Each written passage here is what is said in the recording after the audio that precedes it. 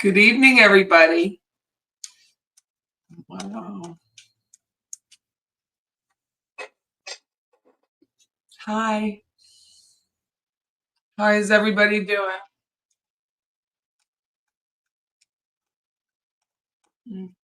I'm Patty Wilson, and this is Patty's Playhouse, and we're going to talk about what could our next steps be while we wait for when Jill to be arrested. Like, what can we do? So I was thinking with my father's alibi, Allison Galvani, and her campaign to have her father arrested for the murder of her mother, which is a unique affair in today's crime world.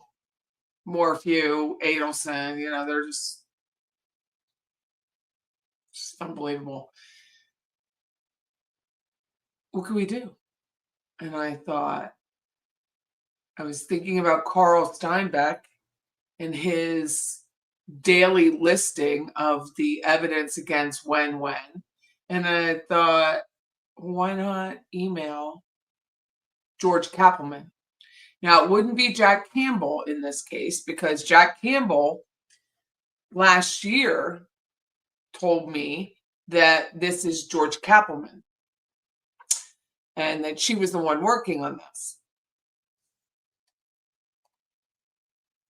I don't know that I believe that.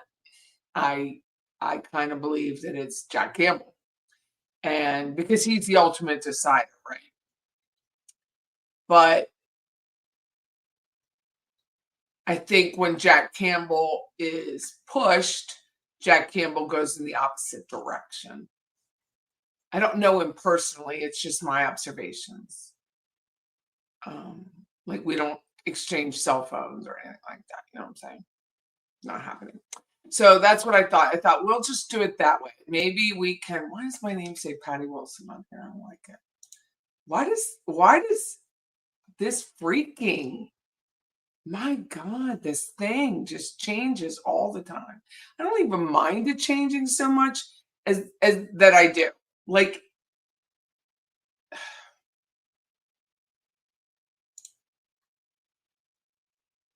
I kind of do mind it, to be honest with you. Like, you have your whole world set up in here, and then StreamYard's like, no, we're going to do it this way. We're going to change your colors without telling you. I don't understand. Not a fan of that. But I digress. So back to color do I have? The matter at hand. The matter at hand is Jill Estrada, best known as Wendy Adelson. And I thought, well, maybe if we politely send emails congratulating Georgia and then pointing out a list of the evidence, known evidence, circumstantial or direct, not what we perceive as evidence, but known evidence. So I know, like, whether you like Carl or not, but he has a great list of that. And then we can compile our own list here and create some sort of template. Not everybody send the same email because that's not going to be effective. But be aware that we kind of all know there's a lot of evidence. And jumping to conclusions here, a 2.5 hour jury deliberation and then a 3-hour jury deliberation is kind of like a big deal. And Georgia stood up in front of me, in front of the other media, the real media, and said she kind of thought it would be a little less. She lost her bet. She thought it'd be less than that. So I really don't understand, other than what we superficially talk about. Sarah Catherine Dugan is up for a judgeship. John Lauro can be intimidating. I just honestly, I've thought about that all weekend, and I thought Georgia Kappelman doesn't give a shit about it. Like, she doesn't. Jack Campbell, he's running the whole show. Maybe he cares more. I don't know. They've come up against bigger fish. They've done this so many times. George is so prepared. The tabs are prepared, okay? I would just be really shocked. So that's what I thought, is that we could compile a list of real evidence, not our emotional side of when, and go from there. And maybe that might help. Maybe knowing beyond the YouTube or beyond the Dateline, which Dateline nailed Wendy this time. Beyond that, there's not much else. But I don't know if it's working for Allison and my father's alibi. It's a 50-50 shot. But it might be a play. It might be something to do instead of just whining on a microphone like I do about why is she free. And I don't even mean murder one. I'm talking about the conspiracy charge. I think that's the strongest charge against her, which is 20 years. It's 20, and her youth, whatever's left of it, will be gone. So let me say hi to everybody. Hope all is newish to this scene. Hi, Allison, and seeing the scheduled live pop up made me smile. Looking forward to it. Thanks, Allison. I hope you stuck around because that's 12:24 you were on here. Hope you're here. Hi, Chris. How are you? Hey, Melissa. Love, Patty. Thank you, Cecilia. I'm missing y'all. Beach. But previous commitments get in the way. I'll likely be on replay. It's fine with me. Sorry to see you go. Hope you had a great Sunday. Made me smile too. Under the weather today, in bed sick. Love Coke Zero. Well, my eye's better. I have makeup on today. I had makeup on yesterday and makeup on today. So I'll tell you, those steroid drops really helped. I feel like my vision is completely different. Hi there, too. I'm all for this, but my grandson's hockey game is scheduled at the same time. Well, I hope he wins. Hope he wins. Hey, Tater. Hi, Mr. C. How are you? Glad you're here, Chris. I'll be lurking in the car picking up my critter and his girlfriend from airport, hoping to make chat later. Hi, Tennis. Hey, John. Hi, Chat BFG. Hey, waiting, wanting, willing for show. Hi. Hey, Mark. How's Mexico? Hi, Susie Q. Patriotic. Just saw the notification. What a nice surprise. I try to come on most Sundays. I do. Hey, Debbie Gibby. You just woke from a nap. Goodness gracious. I think I haven't had a nap since COVID. I don't nap.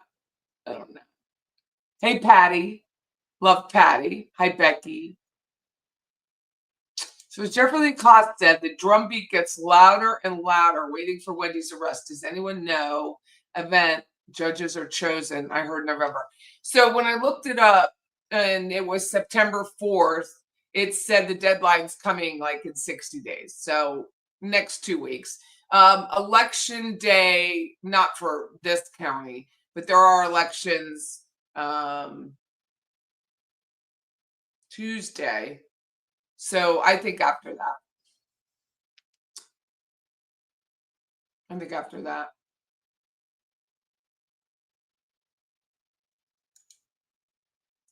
I certainly hope you get relaxed and go. They're talking amongst themselves here. Sometimes that happens. I'm so glad Patty's coming on tonight. I worry when she's not on for a while. I keep her, Chris, and Susan Hicks in our prayers. So if you're new, I'm Patty Wilson. Of course, this is Patty Playhouse. And my husband's ill, but he's had a good week for the most part. It's just the mood swings. I'm just not good at it. I'm just not good at it at all. And I don't know that I'll ever be good at it. It's not. I'm a big researcher and read a lot. And my personality type is just not set up for this. It just isn't. So I have to sit in silence a lot. And that means not talk to anybody. So just not. I'm an INTJ and I'm very introverted and think a lot and like, what's my next step? So I'm a big planner. And when your husband has dementia, there's not a lot of planning that can go on that's effective. And it's a struggle for me. So prayers are always nice. And Susan Hicks, she had a reoccurrence of her cancer. And so she's in treatment. She comes on here occasionally. So I hope she's doing well. Anyone else in need of prayers at Candles Lit, let me know. Thanks, Becky. Thank you. You need to go grab a quick coffee. Can you do the caffeine at night? My niece's newborn in ICU intubated. Please pray he can get off it tomorrow. My son's best friend wife in hospital with E. coli. Rare strain. Ugh. So sorry. The pain. E. coli is painful. I don't know personally. I just know it. My previous career prior to being a real estate broker and property appraiser was a nurse. That's why I know. Hey, Max, how are you? How are you doing? Hi, Wild Wild West. So I always say hi like it's romper room in here. I don't know why. I just always do. It's nice to say hi to people. So I have to tell you all. So I like cruises, and I'm going on a Viking ocean cruise, which until March? I didn't even know there was an ocean cruise. So I'm going on a Viking ocean cruise. And next week, right? Next week. And so on other cruises, they do this duck thing, right? So people hide ducks. Here in Leon County, here in Tallahassee, where I live, people paint rocks and hide rocks. Like they paint them like with peace signs or flowers or like a snow scene, whatever it is, they do it. And it's fun. It's just lighthearted and makes someone smile. You would think. So I bought my ducks already to go, and you hide and you put a little. Let me show you what. If you aren't familiar, let me show you what they do. Because I think this is funny. I think it's funny, and I don't think other people think it's funny. Oh, that's what I think at this point. But it's not stopping me. Okay. So this is what. There's a whole website called Cruise Ducks. It's a thing. Every cruise line has its own brand of duck. It's been popular among Jeep owners. You see a Jeep and you leave a Jeep on a bumper or some nonsense like that, okay? It says, oh, what a luck, you found a duck. Keep or hide, you decide. It's cute, right? I think it's cute. It's just like a mingle thing. That's all that it is. Girls and boys. So I belong, because I don't know Viking, I belong to several Viking Facebook groups. Boy, have I been told off. Well, these ads are so cumbersome. It's impossible to even read an article. But Disney, which is an expensive cruise. If you've been on a cruise, Disney runs about close to Viking. There's no casino, so they're more expensive, but they do allow children. Norwegian is not cheap. Carnival is. It is much less expensive, but it's a little Facebook group, and people plan a cruise, and people maybe put their brand on it. It's not a big deal. It's nothing to be angry about. You would think. Now, if I'm going to call someone out for putting a cruise duck, I would make sure my Facebook profile is in line with my thinking. So if I'm going to say if I'm going to complain about somebody putting a cruise duck or even remotely asking the question, you would think that your profile would appear that you are more refined as you say so in a Facebook group. No. These people need a pedicure. That's for sure. But they're cute. Like I found I'm going with the Catholic Church. I found a little priest duck to give my priest. Like, it's just cute. Some are little Thanksgiving. God forbid you put an American Indian duck out there. That'll never happen. But like a little turkey, whatever. It's cute. Little card. It's no big deal. You would have thought, I can't even think of the comparison that I have. But the people were so unbelievably nasty that now I'm gonna take double the ducks. Why are you acting like this? Like, why? Why? Why would you care? It's silent. It's a silent game. It's so funny to me. And there people are like, you're childish, like personal. So now I'm like, now I'm going after your shoes because if you're going to talk about refinement, you might want to comb your hair, pluck your eyebrows. Like, what?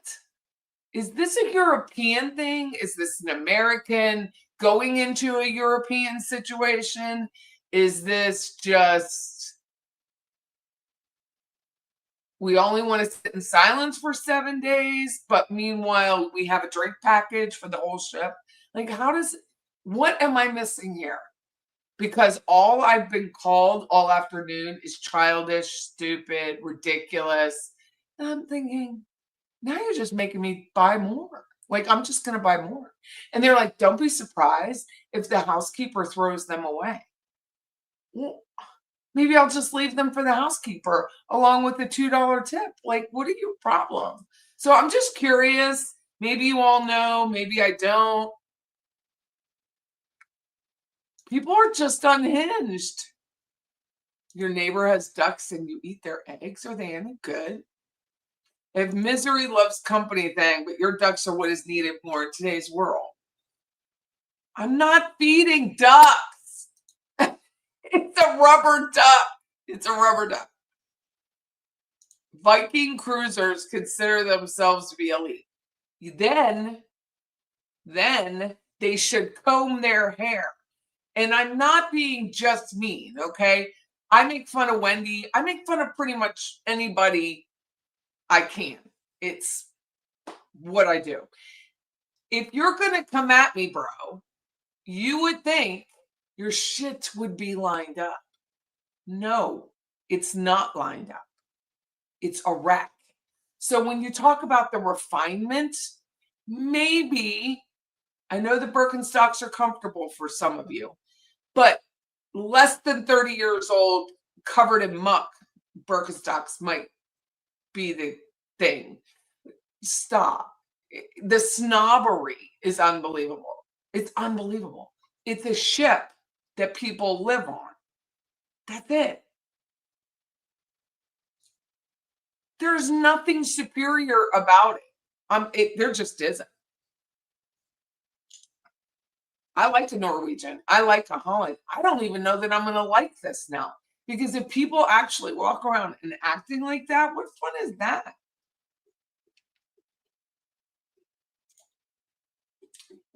I just asked if it was a thing. I didn't ask for approval or permission. And that's where it kind of like, and this lady's like, I don't like pineapples and I don't like ducks. And I was like, pineapples are for swingers, hon. I'm not throwing a rager. I'm just hiding a duck. Hiding a duck. Unbelievable. I hope you have the greatest cruise. I'd be nervous to go on one. Aw. Oh my God, they're so miserable. Well, and then the one lady's like, who are we? We told you not to do it, and you're gonna do it anyway. And I'm like, yeah, now I can double. Like, I'm gonna order another 25 or more from Amazon. I might just hide them around Venice. I hide them wherever I want. So crazy. I don't want to go on a Viking snotty cruise. I bet they look like Donna. Donna in jail, not Donna before jail. I do the Jeep ducks. It makes my day when I get one. Good for you, Zach. Will you meet the captain of the cruise ship? I doubt it. I don't like to, meet people. That's why the duck is a thing for me. I thought it would be a nice, I like passivity. It would be a nice passive way, just, hey, Nat Detective, how are you? Viking is a great river cruise. No kids crying with the same 60 people for 7 days is too much for you. Well, this is an ocean and it's 900. So Pete and Nita like, no. You know what I said? It's not a rager. And then the same woman, she lives in Satellite Beach. I should invite her on. She's like, I don't want my ship to look like a dorm room. And I was like, have you seen dorm rooms lately, lady? They look better than your eyebrows, because her eyebrows were a wreck. She had like black eyeliner, like eyeliner thing, and all white eyebrow hairs. It's like she didn't tint her eyebrows. And meanwhile, she's refined. Oh, I flew Virgin. Well, I can't do anything about it now. But I flew Virgin back in the day when Virgin Airlines was a thing. It was a lot of fun. Lots of fun. My aunt and uncle do Viking cruises all the time. They are laid back Midwesterners who would take a pic of your duck and send it in a group test. I hope they're on your ship. So it's the Vesta, and it's a new ship. And I'm like, lady, just calm down. Like, you're not even going on the ship. Hey, Sue, how are you? No, I haven't. What's the Reddit thread that they are? You never make a live, Alicia. Well, here you are. I didn't choose Viking. It is a group that I'm going with from our church, and it's not like a pilgrimage kind of thing. It's just 40 people who happen to want to go to Italy together. It's a trip, not a pilgrimage. Yeah, I'm with a Y, but you can spell it however you want. I'm done with cruises because the last one we took, that I'm interested in, the 70s cruise. Celebrity has every March or so. Just found out about it. Gets sold out in a week. I hear 70s music. I love 70s with them Sharpie eyebrows. That's what she has. And I almost kind of felt bad about going personal, but they had no problem going personal. So then I was like, if we're going to talk about refinement, this isn't a high tea. Meghan Markle will not be on this ship faking her celebration party for the Dodgers winning over the Toronto Blue Jays. Did everybody see that? She's a psychopath. She is a psychopath. She is. So I didn't choose Viking. It is something that, see, this is the thing too. My 42-year-old priest, who is just a lovely man, extremely knowledgeable, philosophy degree, just very, very smart man, speaks a couple languages. His hair down below his shoulders, wears cowboy boots. It's going to be a mess. Like, what are they going to? I want someone to say something. I'll end up in Italian prison. I will. Because these people look like they haven't had to get a good lay in a long time. You know what I mean? Like, they need to loosen their juices up maybe and take their aggression out on other people.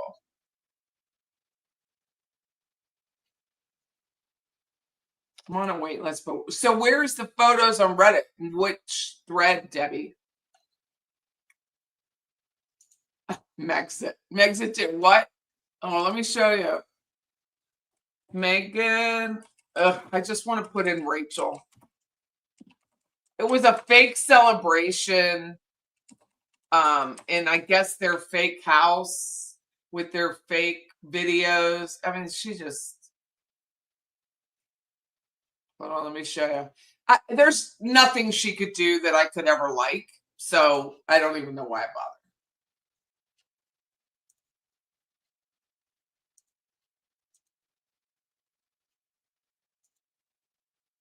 It's all.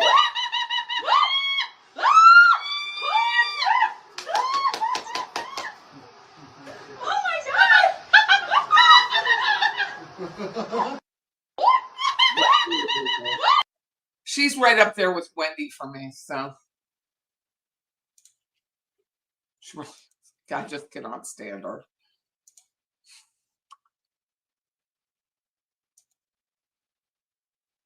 Did you say with someone? Just posted a lot. Okay, hold on.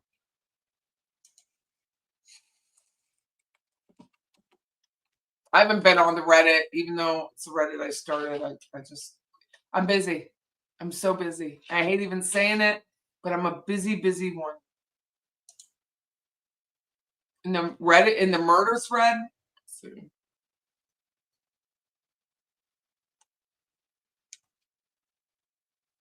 It might even end that one. Might not be.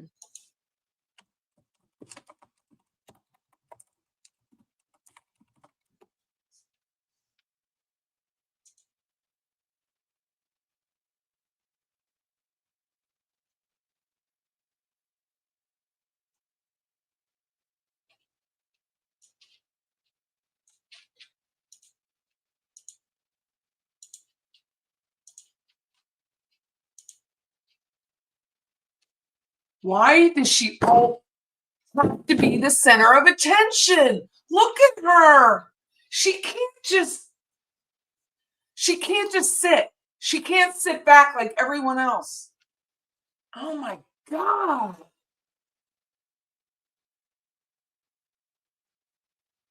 It's constant with this heifer.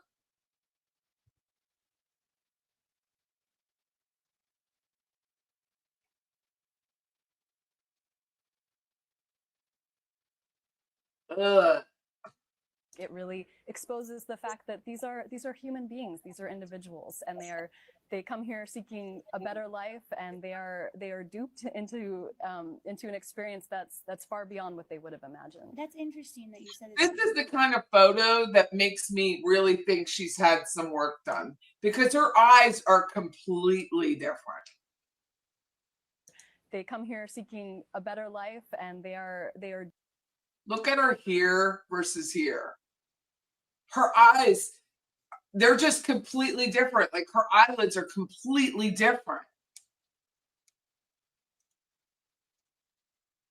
That's not the same face. duped into an experience that's far beyond what they would have imagined. That's interesting that you said the book has some humor to it, because it just seems like such a serious issue. It is a very serious issue. I don't mean to make light of it, but I included the But I character will. of I hate her. Tell me that's the same face. That is not the same face.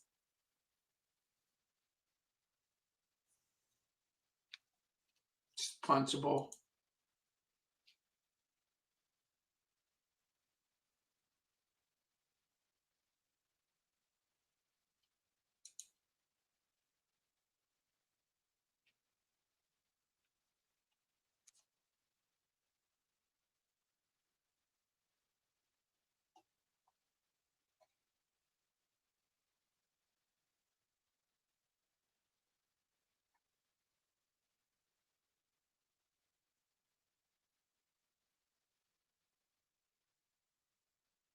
Oh, I think that's Katie with the tattoo that Charlie used for his garage code. I'm 100%. Oh, but I bet it is.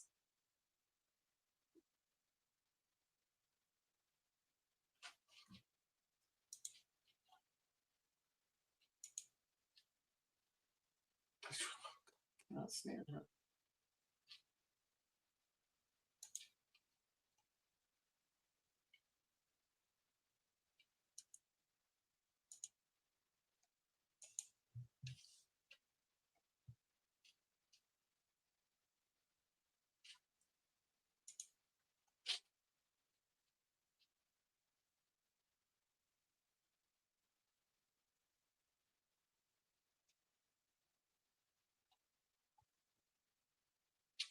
The way Wendy breathes is enough.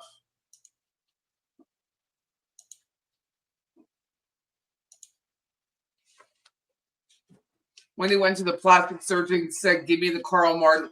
But it is a different face. There's no way that's.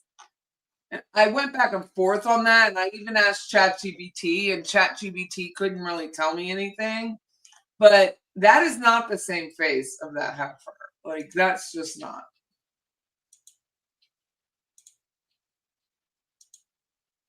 Oh, here's a good side view of her.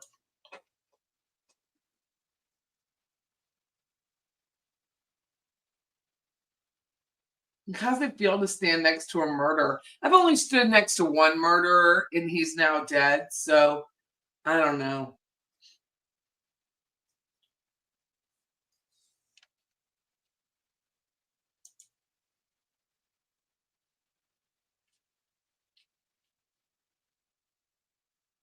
I wonder whose hand that is.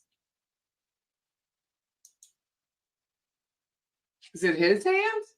Whose hand do you think that is?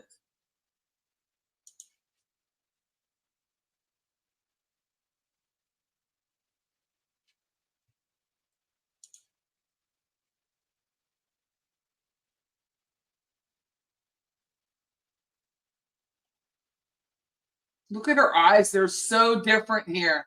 Just the shape is different.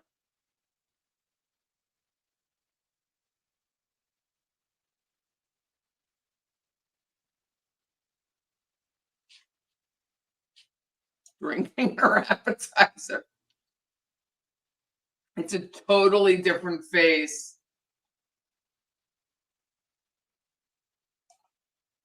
Her nose is different. Still huge. I mean, that thing's plastered all over her face.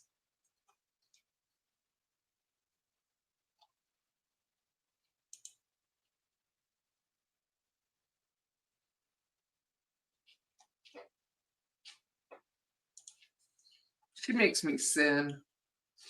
I just find her just so repulsive.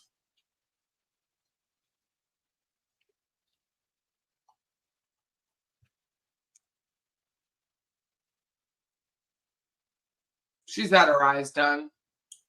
There's no way. She's definitely had her eyes done.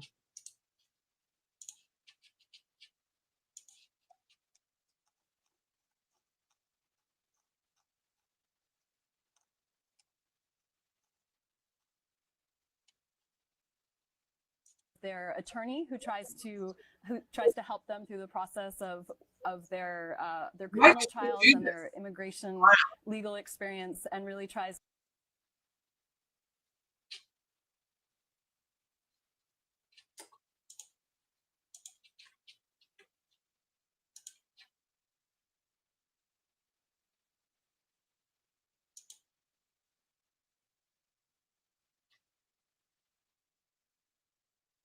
She overdraws her. Yeah, she overdraws her lips.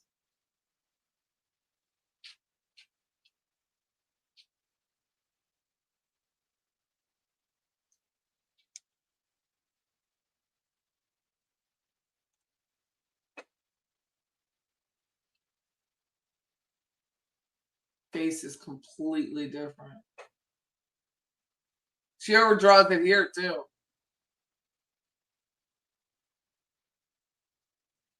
What did she do to her nose?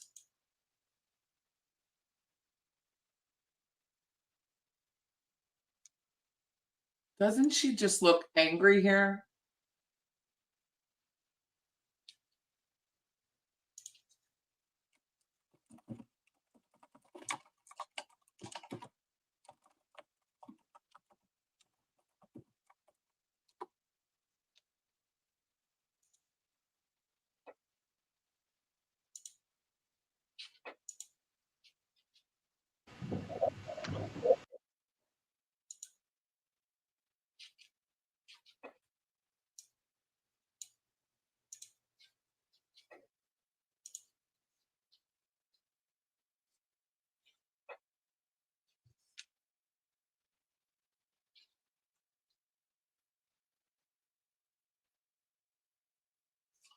Why is her nose so different?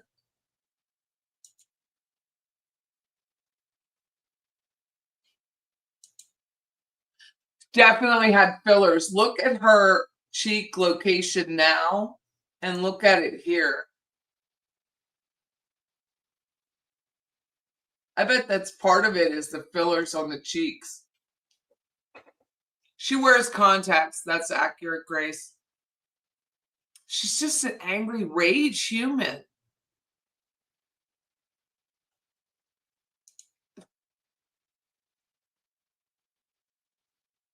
They say your nose never stops growing but has a dent now. She's definitely had work done.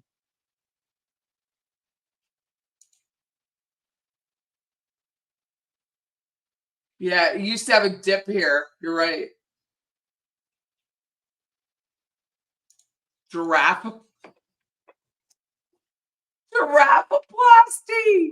Yeah, we're all getting jealous though. I gotta stand back.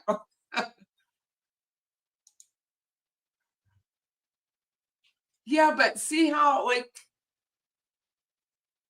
she has a hooded eye. So here her eyes are hooded, makeup, right? And here they're deep set. That is not age. That is not age. How do you go? Look at her brow here.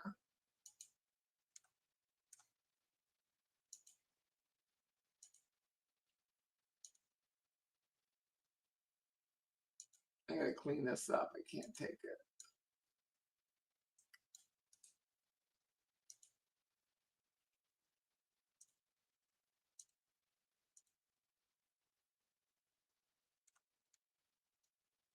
Look at her eyes here, right? And then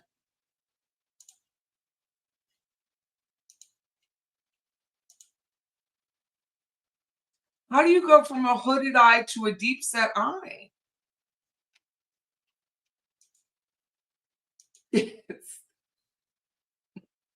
J-Bug. I love Dean Martin Beverly. He was so beautiful, but he definitely had a nose job. It's hard not to mint on her phallic shaped nose. I murder.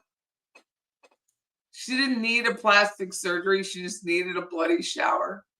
Wendy just got Botox, which raises her eyebrows, and she's older. So, well, I've never had Botox. My daughter has, Scott has. So will that make your eye go from hooded to that?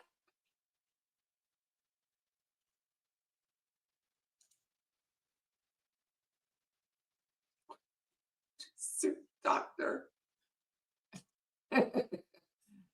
Car body, you mean Bondo? Oh man, texting me that's hard because then I got to email it to myself.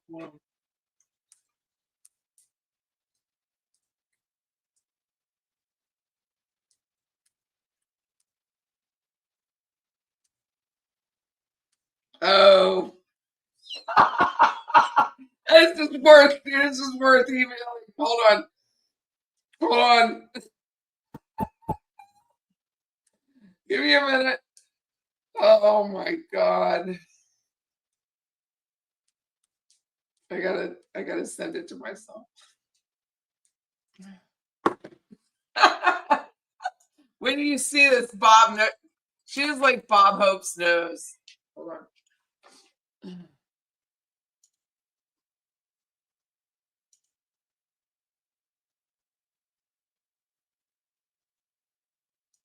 You gotta see this.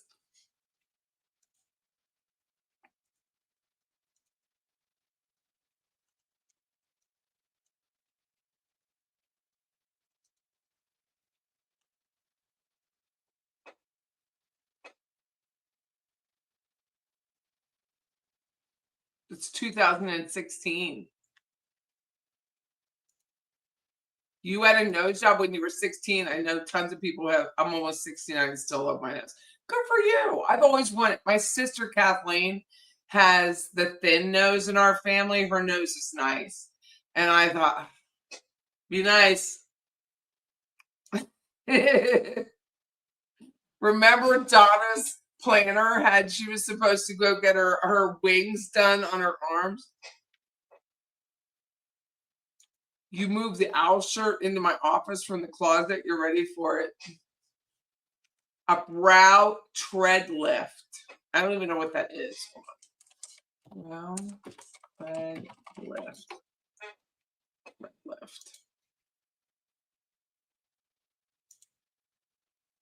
It lifts and shapes the brow. That looks so painful. I'm sorry. They're much higher now. Look at the schnoz, though. That's what I'm going at. Her eyes had a downward departure. They do. Look at that. They're completely shaped differently. Nose jobs are so good now you can hardly notice. In New York in the 70s, all the gals want Dr. Diamond and got the same nose. Shapeshifter. Put her side to side. Hold on.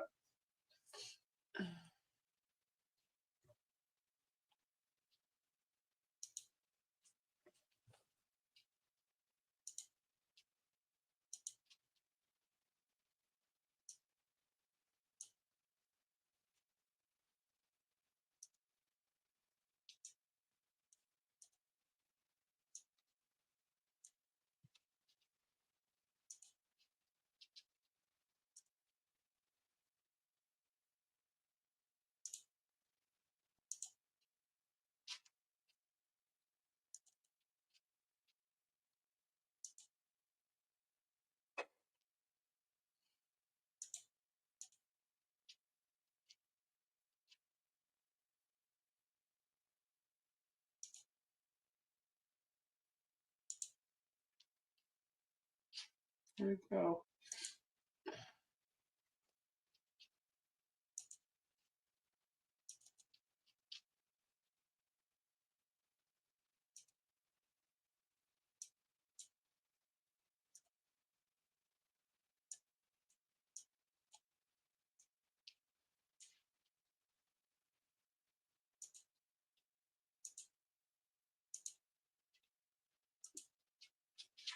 God, that took forever.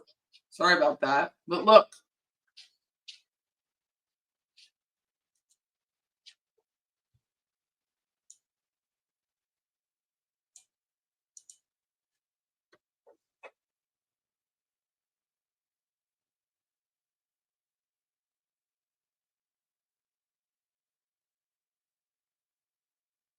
And then you have the one Debbie sent.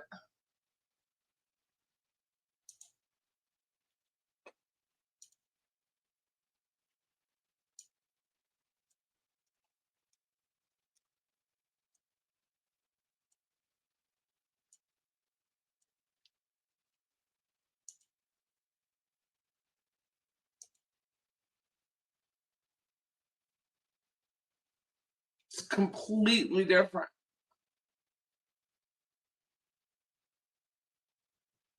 She has that really low forehead, though. She has like a 3 head here, so she could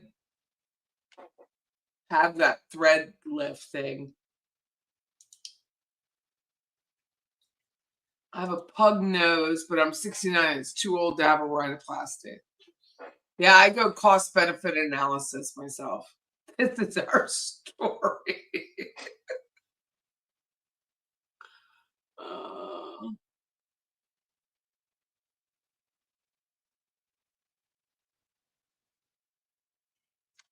What do you think? I mean, that nose is not this nose. There's just no way. Is there a photo of her?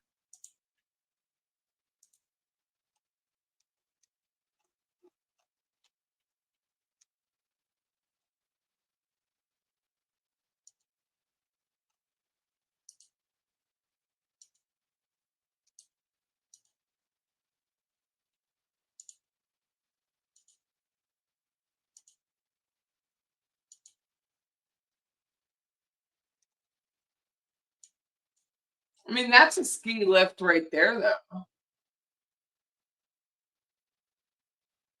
That's 16. That's 16. That's 16.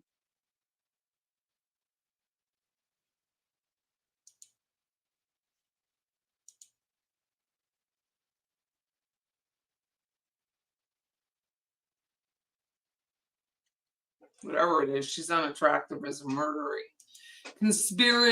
Conspiracy to commit murder. The doe eye look permanently sewn onto her face. Her eyes are much rounder now.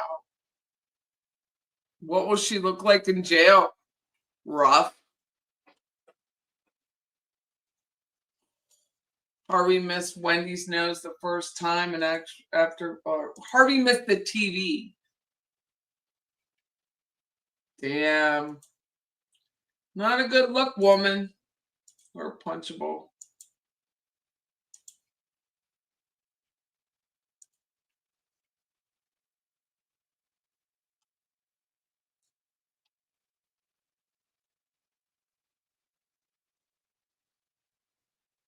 He looks like the captain of an airplane, whoever he is.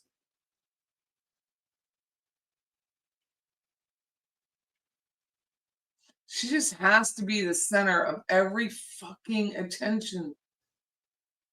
There we go.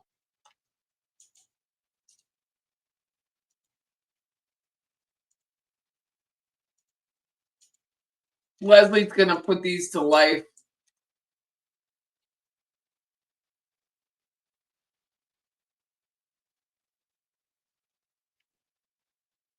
She's just not that attractive. I'm sorry. She's just not.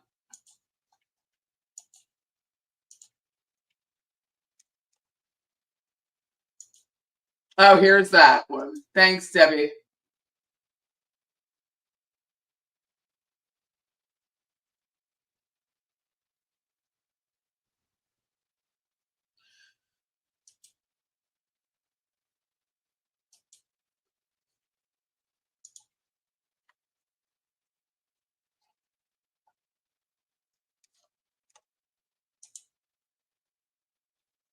She was right here.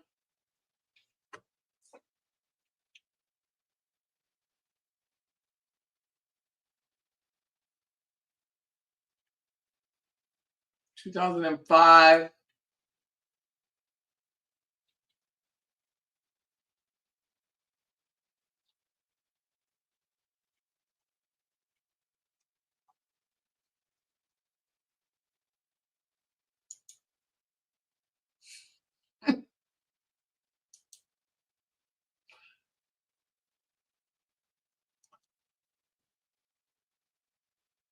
Spock brow after Botox. I didn't even know that was a thing. Yeah, I wouldn't get Botox, at least not at this point.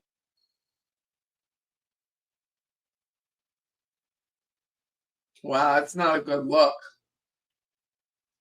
Some rage issues, man.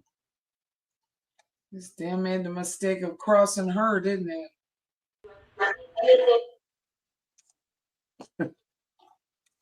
She's definitely had it. Her nose is completely chopped up compared to what it used to be.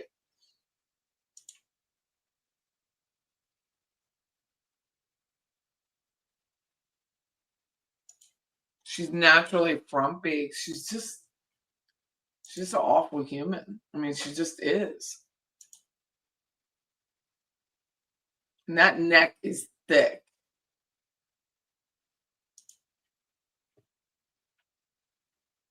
So what do you guys think about doing an email campaign to Georgia Cappleman, kind of itemizing the list of evidence that we know of?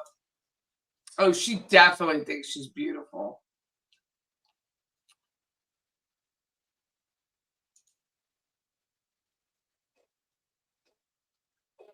Wendy's famous words, I don't remember. I don't think so. If you give me something to read, I didn't drive by the crime scene. Neck implants.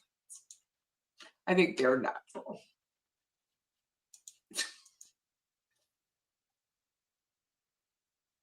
You got to go back every few months. Oh, well, thank you, Rosie. My eyes better. It's still a little droopy, but you can see my nose profile. I'm gonna make fun of somebody. She should put that egg beater away and get a hairbrush. Yeah. Because I think when it's longer, I mean, her hair just doesn't look healthy. So that's a separate issue.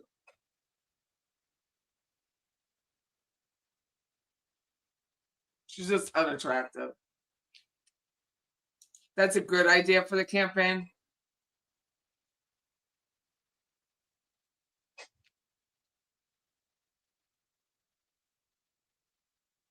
Tried it once, in 2 weeks, it was all over.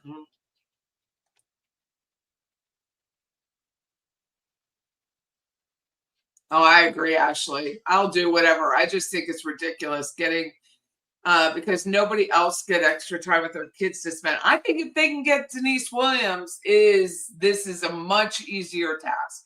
And Denise Williams, if you don't know, she was convicted of committing a conspiracy to commit murder against her husband, Mike Williams, back in way long time. I mean, it's God, I don't even remember the year, but it was over Thanksgiving that he was murdered.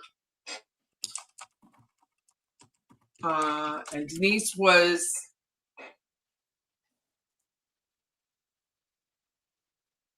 2000. But when I moved here in 01, there were tons of signs up, Find Mike Williams. Cheryl Williams, his mother, put up billboards and all sorts of stuff. Years, I don't know, a couple years after the murder, Denise married Brian Winchester. Brian Winchester is a lunatic who will eventually get out of prison. Brian was Tim Jansen, known for Surviving the Survivor, Tim Jansen's client.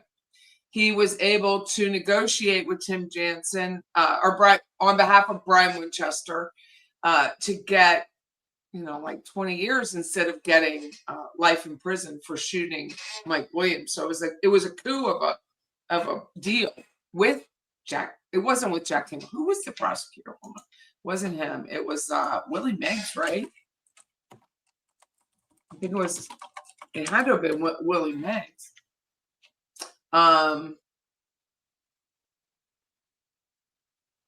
John Fuchs was the direct prosecutor, the state attorney that prosecuted it. Anyway, Denise Williams, who I would have had a hard time convicting her. That's just being honest, because all they really had was she called about insurance, life insurance. Well, guess what? Wendy called about life insurance. And what else was it? Brian Winchester's testimony, which he was bought and paid for. That's it. I mean, it really wasn't. I don't even know how long her trial was. I remember listening to it on the radio and going, is this really a thing?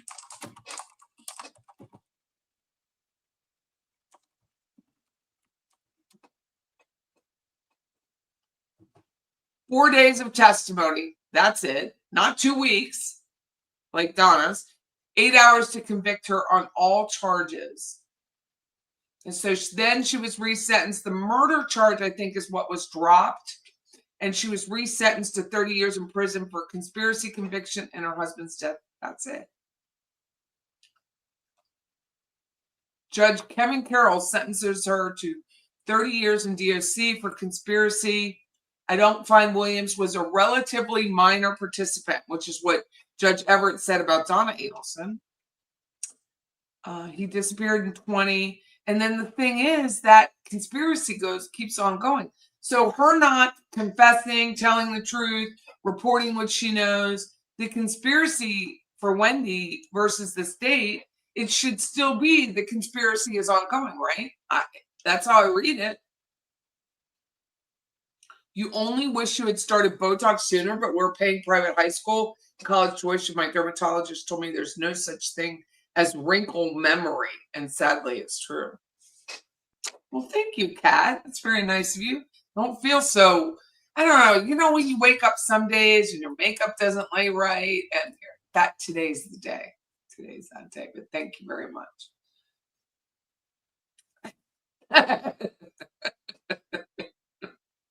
I suppose she doesn't appreciate the Carl Malden nose and the water buffalo comparison. I think she wears bad extensions. I think with people with deeply curly hair should not straighten it. I think it just ruins their hair.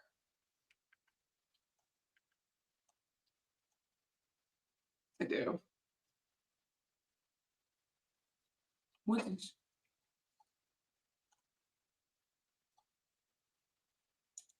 This is much more straightforward than Denise Williams. Keep the faith. So many analysts are predicting the arrest this month. I just hope the boys are safe.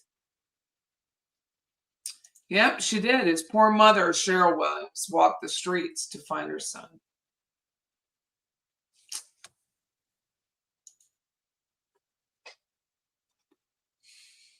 I do.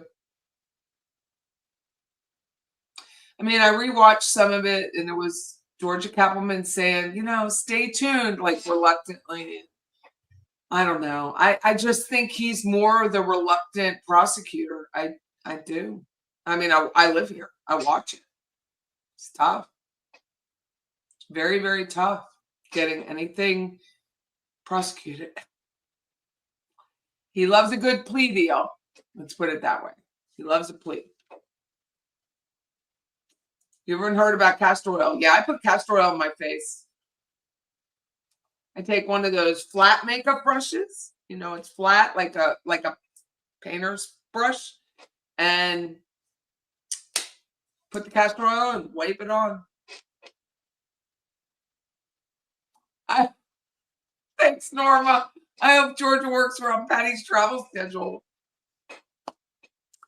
Tim got Winchester 100% immunity for the actual murder. That's right, yeah. Thank you, Robin. I think Wendy is very stressed. She's aged 15 years. Oh, she looks I look better than she does. And I'm older than her, so. Perhaps they all have to go down in this order for Georgia to nail Wendy. He got 20 years for kidnapping and attempt to kill Denise Williams, which is when Winchester turned on Denise.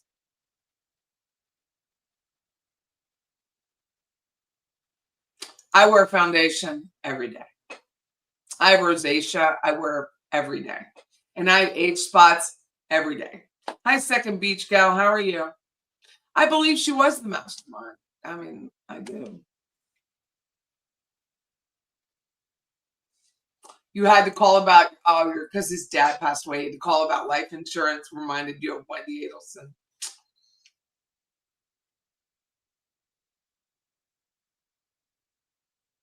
Hello, Penny Packer. Hi, Sunny Days. The God for Mike's mother refused to give up even though Denise threatened her. Yeah. Denise said, and this goes back to the Wendy Adelson. Denise told Cheryl Williams that if she wanted to see her daughter, Ansley, that she would have to stop searching for Mike Williams. Phil goes on Dateline and says he recently spoke to Wendy. I think I can bring that up. He had recently spoken to Wendy. Loophole had it on.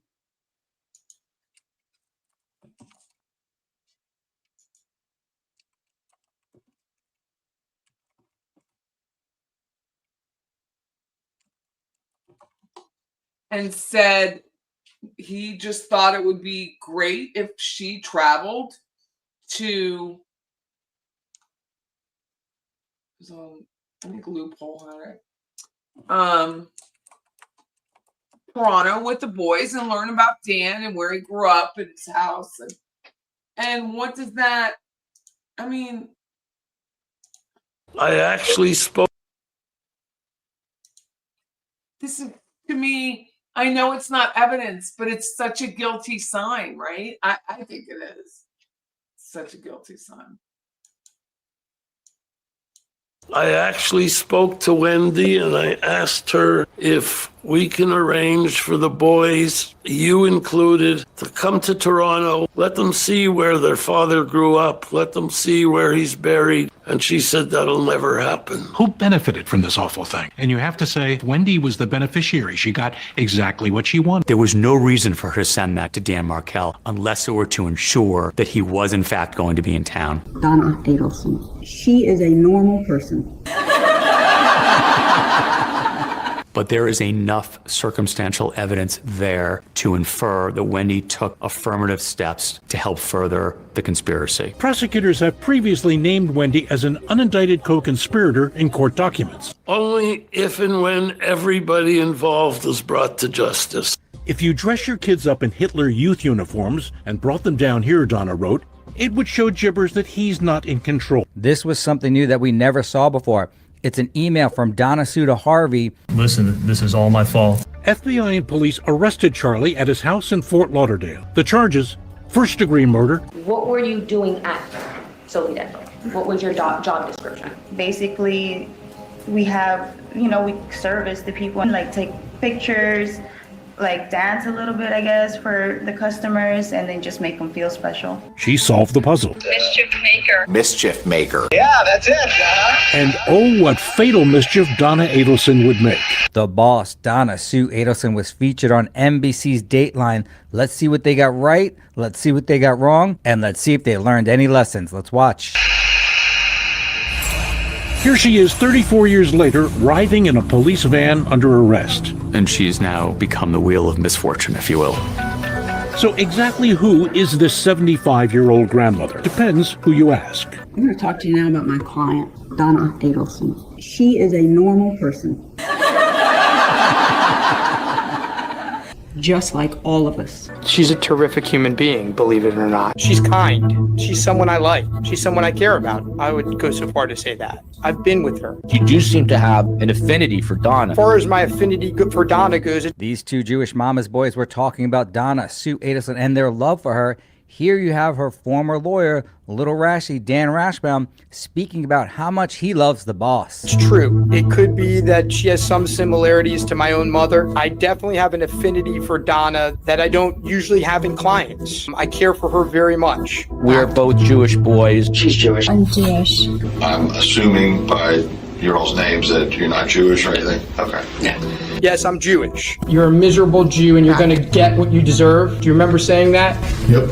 I know he was a devout Jew. Yes, I'm Jewish. The thing I could tell you is I am very, and I don't, you know, so many of my colleagues here actually tease me Like most Jewish boys, they have major mommy issues, and here we're seeing an exact example of it. about this. I don't usually become as emotionally involved as I am with Donna Adelson. And the reason being is because I am truly fond of her. There is something purely evil inside that woman. If you're going to try somebody, you want to make sure your evidence is as good as it possibly can be. Thank you, Captain Obvious. If you're going to try somebody, you want to make sure your evidence is as good as it possibly can be. And it seems like Dateline excluded all the females and non-white males from any part of this episode with regard to analyzing it over the past 11 years. So the thought all along was go after the low-hanging fruit first, hope that more of the low-hanging fruit individuals flip and turn state's evidence. Did you have anything to do with the murder of Dan Markel? No, ma'am.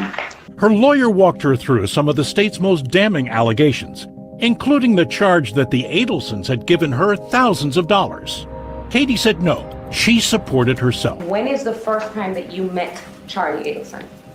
I was working at a dental office in South Beach. At that time in 2013, what were you doing at Sylvie Dental?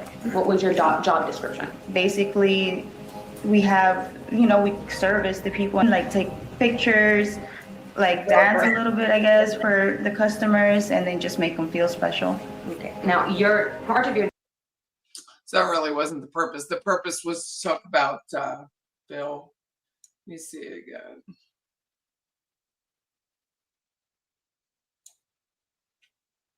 In April 2022, FBI and police arrested Charlie at his house in Fort.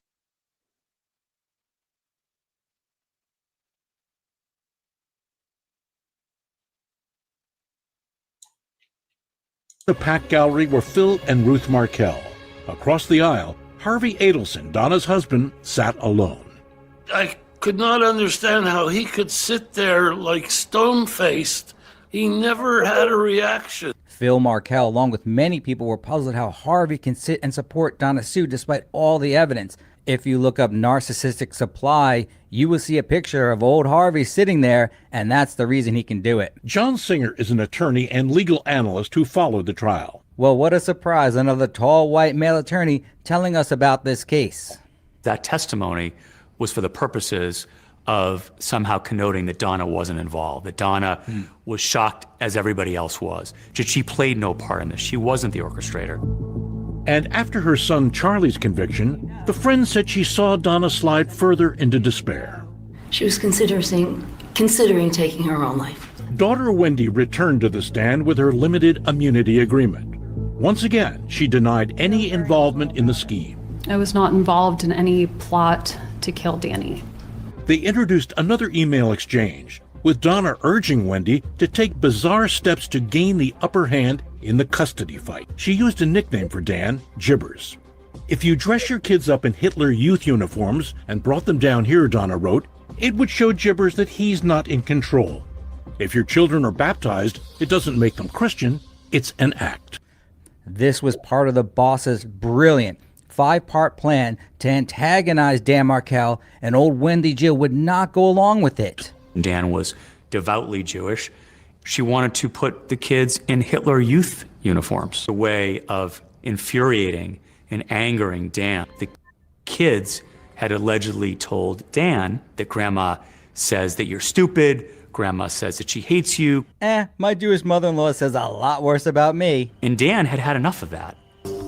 Dan was so Loophole is married? furious, prosecutors said, that he filed a motion to limit Donna's contact with the boys. A family court judge scheduled a hearing on that motion. And if only we knew Dan Markel before he filed this motion, he would have known that one lesson that I teach you each and every time we meet. But Dan didn't live to see it happen. So you put that court date in the timeline, it becomes more important. It definitely does. It was still looming and had not been adjudicated as of the date that the murder took place.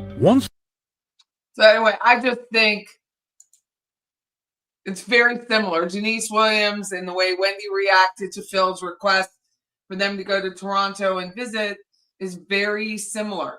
It's very similar. And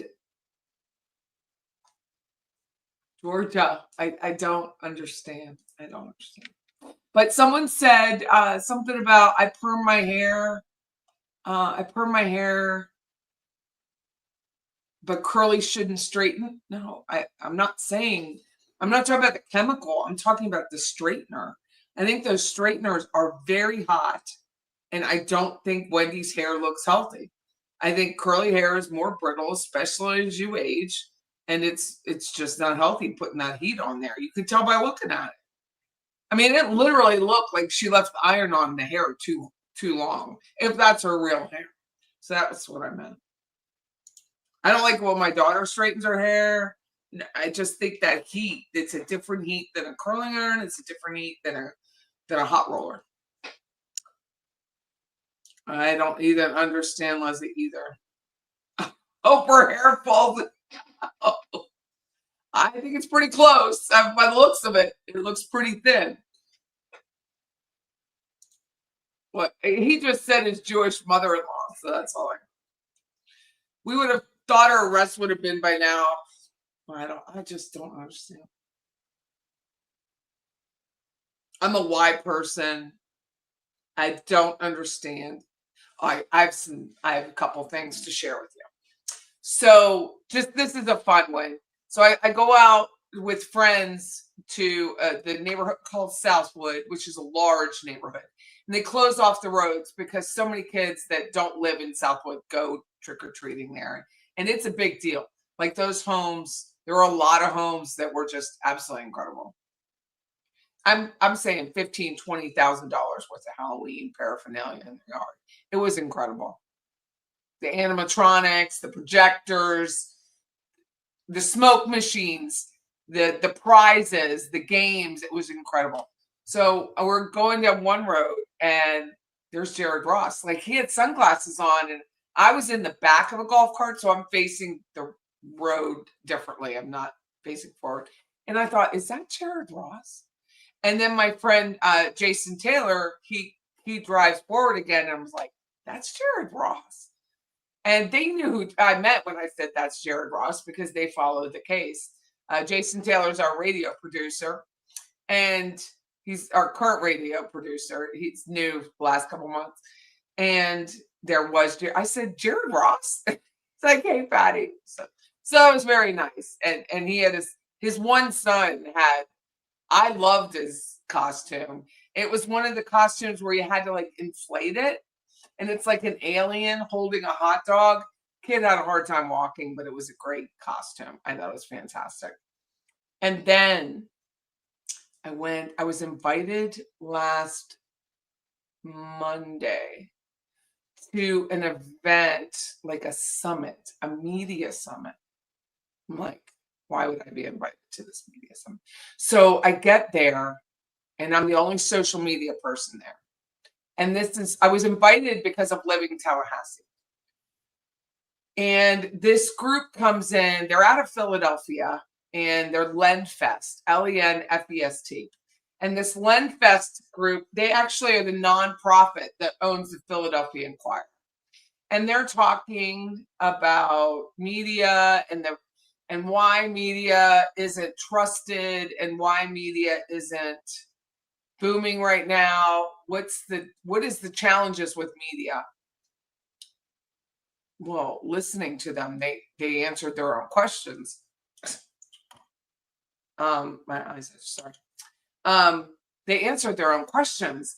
They're talking about the ethics and the standards. And I'm like, so I can publish whatever I want. I can curate Living Tallahassee, which is a Facebook group, and publish whatever I want. Videos, content, verbiage, whatever. And you all can't. That's the problem with media. Jennifer Portman was there, and she now works for NPR. She used to work for the Tallahassee Democrat. And she was big on the Denise Williams case. She was big on Dan Markel before Jeff Burlew took it over. She was long, wavy hair, real attractive woman. And I think I offended her. Shockingly. And I said, first of all, you all have to grow your Facebook pages and your Instagram. Where is it? Let's see.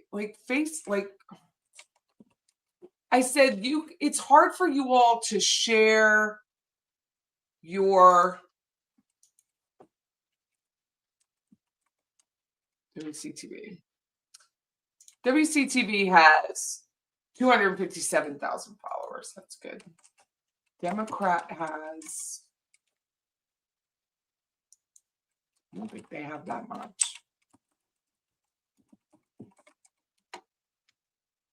They have 138,000. So our local news, which is a CBS affiliate, has 238. Our local newspaper that she used to work with has 138,000 followers. It's WTXL. WTXL has 121. WFSU. Only has 12,000. 12,000 followers for WFSU, which is public radio, public news, public TV. And my point to them was, which fell fucking flat. This one lady, she was from the Miami Herald. I mean, these were bigwigs. These were big publishers. That's why I was like, why am I in the room? And I said, you don't publish what people want to hear. You're not publishing what people want to see. And Jennifer Portman said, even if we know it, we don't have to publish it. Well, why not? So I compared it to, there was a murder the previous week down a rural area, Highway 20, Annan Church Road. And this guy goes up to this guy in a car and shoots him 4 times. Now, I didn't learn that in the newspaper, that he was shot 4 times in the head. I learned that on my Facebook group, Living Tallahassee, because the neighbor across the street took the video and said, that's been my neighbor. He was shot 4 times in the head. And meanwhile, the body bags were rolling out. Local news would never publish that. Ever. Why? I don't know. The name? Maybe. The fact that the guy was shot 4 times in the head, they'll say multiple shots. Why not? They will not do it. And she kind of got I shouldn't assume she was offended, but the tone was not in agreement with me. The Miami Herald lady, she had no time for social media. She just thought we were useless, and we pretend we're legacy media. No one is sitting there in social media, and maybe Katie Cool Lady is pretending we're legacy. Maybe Aaron Rickards does that. but none of the others do it. We know we're YouTube and we know our purpose. I think we all know our purpose, but they were very like, we have to do all of our sourcing. We have all our liability. We have all our, I'm like, but you're not publishing anything. There's a murder on Annan Church Road. A guy is shot 4 times in the head. Guy comes up to the car, boom, boom, boom. That's someone who's pissed off or owed money or something like that. And you don't publish any of that content. And you want to know why people don't come to you and aren't willing to pay 99 cents a month for the first 4 months. But that's why. You don't have the content. I mean, like Elon Musk says on Twitter, X, the public is the media now. This guy took that video on a flip phone. Another gentleman, William Hatfield, who is the editor of the Tallahassee Democrat, I mentioned it to him before the whole event started. And he said, well, you know, you have AI. You don't know if the video's real. I said, William, it was on a flip phone. Like, you know, that's not AI. It was so bad. The quality was so bad. And the guy said, I'm on my flip phone. He's telling you. Those things can be verified, but they don't want to publish the real content. I don't know why. But to me, that's not helping our case with Wendy Adelson. Is what I'm getting back to. Is it is hard to get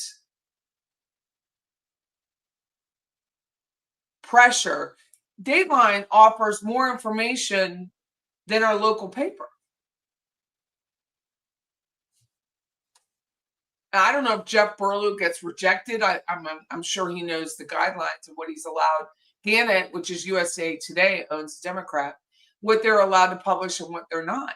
But I was absolutely told by Jennifer Portman that even if we know it, that doesn't mean we're going to publish it. But why not?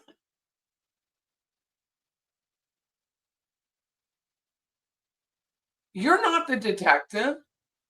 If you have evidence, that doesn't mean you don't publish it. They said back, there was a thing several years ago where Tallahassee Police Department came to them, to the media, and said, don't call us, we'll call you. We're not providing any statements on crime. This was like 4 or 5 years ago. I was like, what?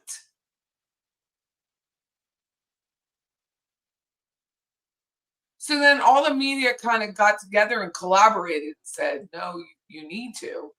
Like, we're here. But I think really the police department and the state attorney's office is the leader, and this media consortium, whatever, is the follower. And therefore they're not publishing. I think it would have been interesting to have Mentor Lawyer there. Because he went out on a limb originally here in town and was going to the courthouse and getting video of court cases and interrogations and questioning and publishing it to the point where Jack Campbell filed a bar complaint against him, and he lost because it's the public's right to know. But I don't think this, I don't know. I didn't expect to be, I was invited, right?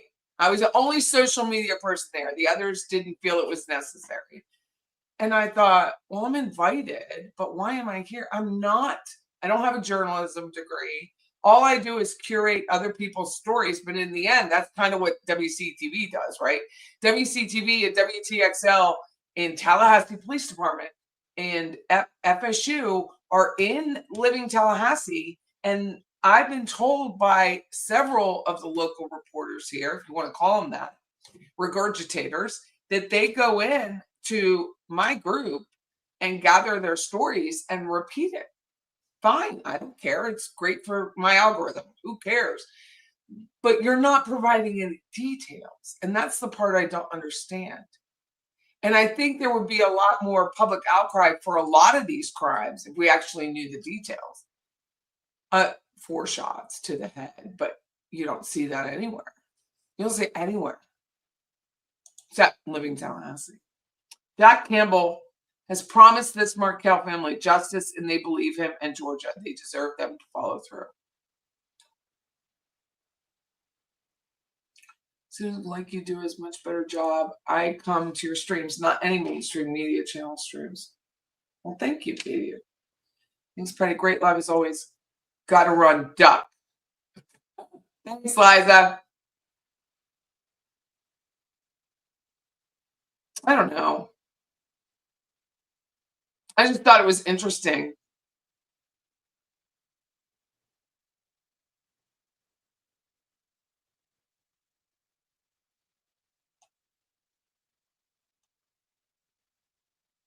Oh, thank you. Oh, I love the effect of the gray in your hair. Oh, thank you. My sister is letting her hair go. She's 10 years younger than me, and her hair is almost all white. I saw it today, and I was like, we did FaceTime. And hers, I have a lot more natural hair color than she has. I was shocked. Because she's just now letting it grow out. Wendy deserves it and a lot more. So does Jack Campbell for not standing up for the Markells like he promised them.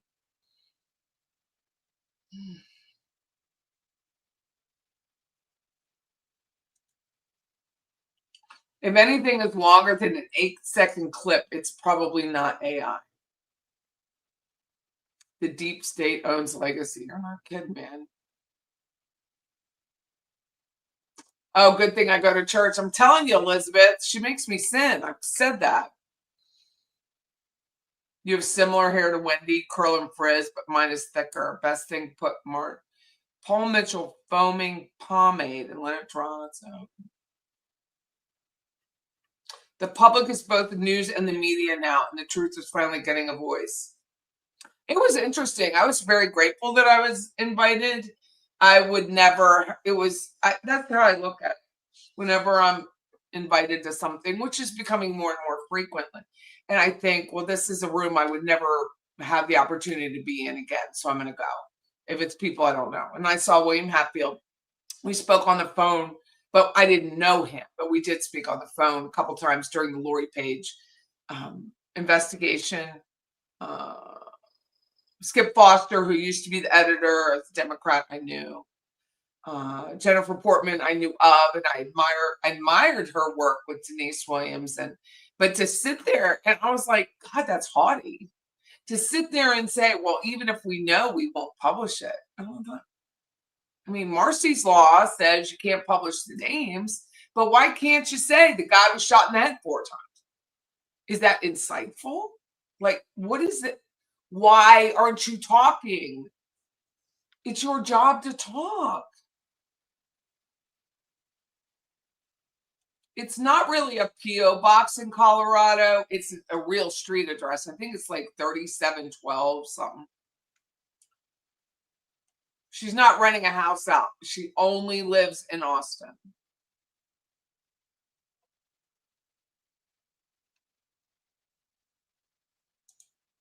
I think the reason it's taking so long to arrest her is the prosecution has to go over every word of her testimony from each trial and to not jeopardize their case because of her immunity.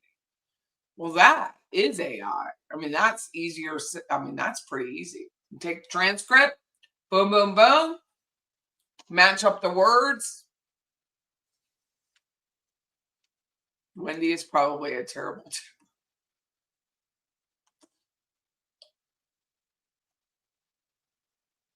I thought if it bleeds, it leads. That is not the case. I hear that, but I didn't think they'd say it. That's what was really shocking, is they said it out loud. And that Miami Herald lady, I don't even think she works in Miami Herald. And there was a guy from Jacksonville too. And she was just like, there are people that walk around that pretend they're like she's going on this Viking cruise, and how dare you bring a duck? I'm the duck. Ooh. I'm like, are you a serious human being? People want the news. And I told them my top stories in Living Tallahassee at the time, they were about cloud seeding. They were about Ethan Pritchard, who was the FSU player who had been shot in the head. It was like minor stuff. Oh, and Rebecca's top, it's still the top story, is Rebecca Rose was complaining about Take 5, and they ruined her BMW. And that's had so many comments. And like, those are the top 3 stories: cloud seeding, Ethan Pritchard, and Take 5, a lousy mechanic. And they were like, that's it? I'm like, yeah, that's it. But I know everything about the Take 5 situation. I know everything about Ethan Pritchard's because people are talking about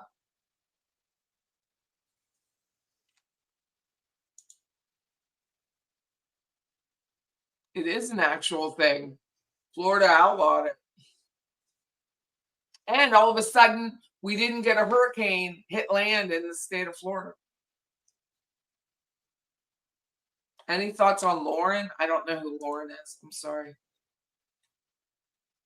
Didn't Jeffrey say Wendy is a porn star? Well, got over play package while you were live. Hey, Missy Ann, I started getting a listening at 1.5.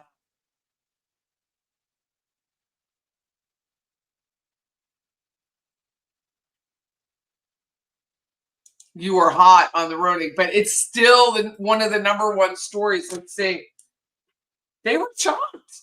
I was like, how are you shocked? People actually want information. They don't want your, I just get it so upset. I can't. I won't even get into, I was really, how do you not know what people want? How do you all sit around with your editors? Okay, you go to Living Tallahassee to find out information. Kudos to Living Tallahassee. But you sit around with your editors and your writers and your entertainment people, and you still don't know what people are actually looking for. You got to go to a summit and Guy paid all of us to have a ham sandwich, and you still don't get it?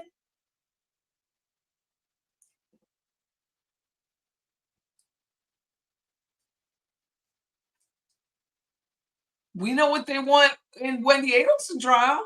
They want Wendy Adelson on trial. That's what they fucking want. I mean, that's all they want, right? That's what people want. Let's see.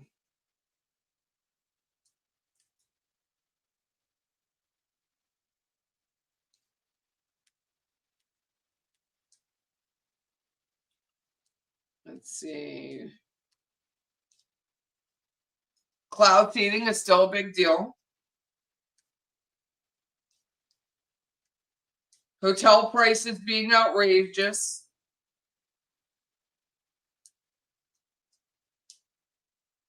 Ethan Pritchard leaving for rehab. That's the 3 stories. Do you think any of these news article people had an article on why hotel prices are outrageous? I don't know what they're going to Living Tallahassee for, because it's certainly not the news. I can't believe WFSU only has 12,000 followers. Shocked.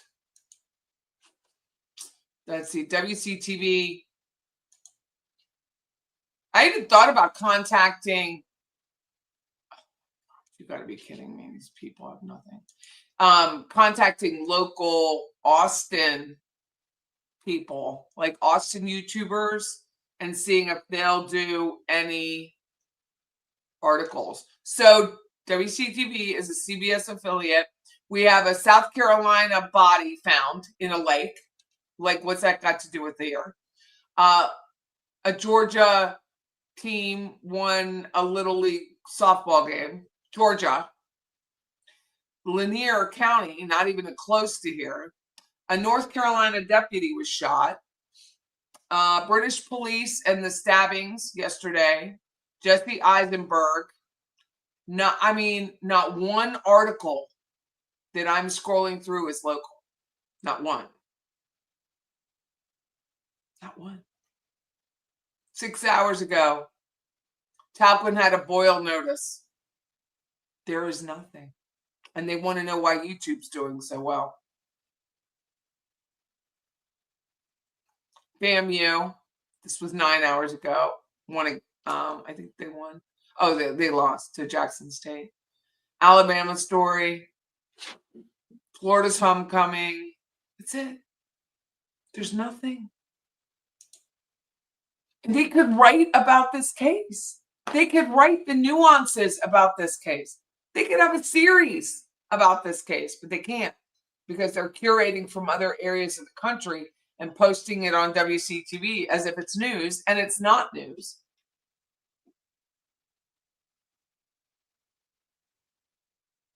I just like the trend. I didn't call out any YouTubers. No, I complimented Mentor Lawyer, and I mean it. I mean, he was the one. He was the one that really locally started all this. Oh my God. Listen to you, Patricia. Portman doggedly pursued justice for Mike Williams. So why has she started going through the motions? Because she works for the national NPR desk now. That's why. National NPR desk. Her role has changed. So now she's corporate. I actually commented on WCTV's Facebook page recently, Slow News Day. I don't think they had anybody there. It's Julie Montanaro on I don't watch local news. Is Julie Montanaro? I think she's WCTV. She was there, but none of the bigger people, like publishers, were there. WTXL, which is the ABC affiliate, but it's owned by Scripps. She was there. She had a lot of good things to say. She explained it to me when I had a question. She explained it. Patty just explains an actual house address and not a P.O. box. No, that's not what I said. It's a P.O. box that looks like a house address. Like if you go to UPS and you ask for a P.O. box, you don't get a P.O. box, you get a house address. So when you put in the house address that you see for Wendy living in Colorado and you put it into Google Maps, it is like what is it, like a Post-it. I think it's called Post-it, which is like a mailing place.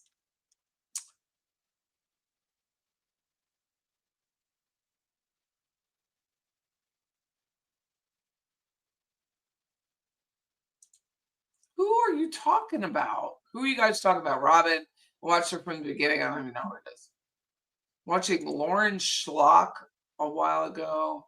She got toxic crazy. Oh, see, I didn't even know who it is. So I don't watch a lot of other YouTubers because I'm so busy.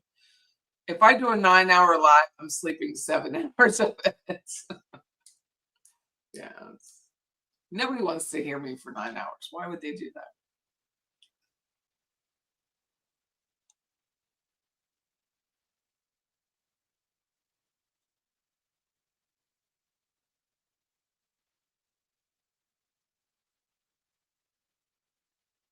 Yeah, vulgar self is fun.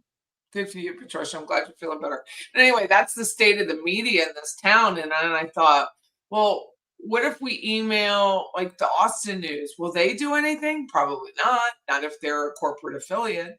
We need some independent journalists.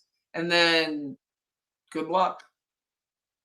They should be hiding out in front of Austin looking for the Orange Theory. You know what I mean? Local news is basically non-existent these days because of the cutback. That's what they kept saying, the budget. They're like, we don't have the budget for that. It's a chicken or the egg. You're never going to have the budget unless you provide what people want to read or watch. You're never going to have the budget. We don't have the budget. I heard that all morning of that day. I said, my budget's free. you're never going to have a budget because you won't do anything. You won't take a leap. Literally, their claim to fame, which, I mean, when the girl died, it was a big deal. There was which I remember her. I'm not going to give her name out. Anyway, she was killed in a DUI accident after a sleepover party, and the car rolled into a ditch. And then they all kind of collaborated. All the news organizations collaborated, and they were like anti-DUI. That was it. That was it. Tallahassee Reports was there, Steve Stewart, and he's independent. And he will he'll report. He didn't go to the trial. But he reported on the trial, but I don't think he went. And he'll talk about that stuff. But he's it. Nobody else will do it. Fascinating to me. But you can't have a budget or increased ad revenue if all you can do is report on an Alabama quilter who lost her life swimming in a pond. I mean, you can't.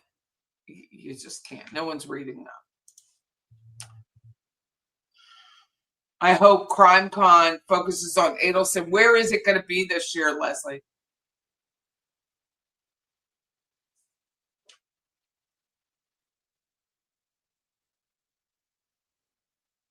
Or hidden true crime. Oh. You say ducks for everyone. That's what I'm like. You should see it. I will see if anyone here wrote to me.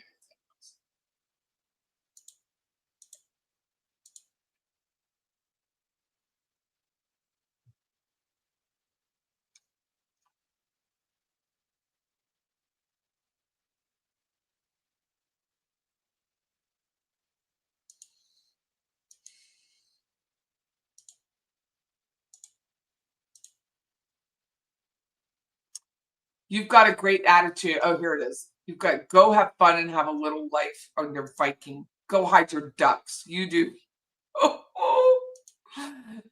I never thought in my wildest dreams a duck would piss people off so much, but I'm here for it. Ugh. Good God. How did they get through the day? I mean, do they not literally have any fun? Who is this person that you're all talking about, this Lauren chick? Who is she?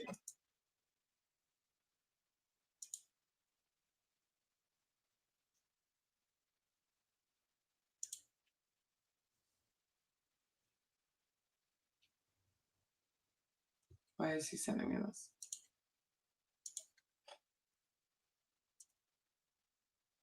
Lauren from I Would Take a Huge Suitcase of Ducks. Had a great shirt. It's just a t-shirt from Amazon. That's all it is. Just a t-shirt, but I like square necks. Vegas is way too expensive. Is that where it is? I missed it. Just go buy a day pass. So what did you love about it, Leslie? I already have my tickets and hotel room. Vegas. Oh, is it? I watched the beginning of a 9-hour live and couldn't follow. I still don't know what's going on.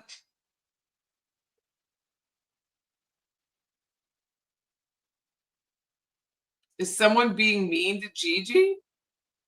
See, this is it. Bumper stickers or Wendy.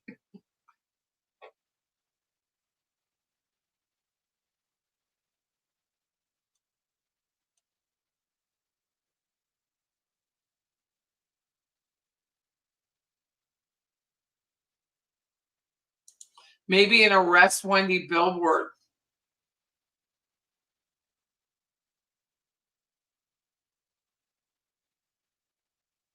See, unethical.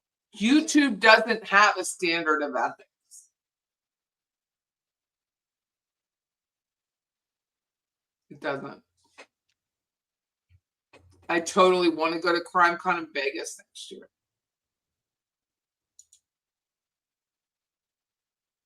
Good for you.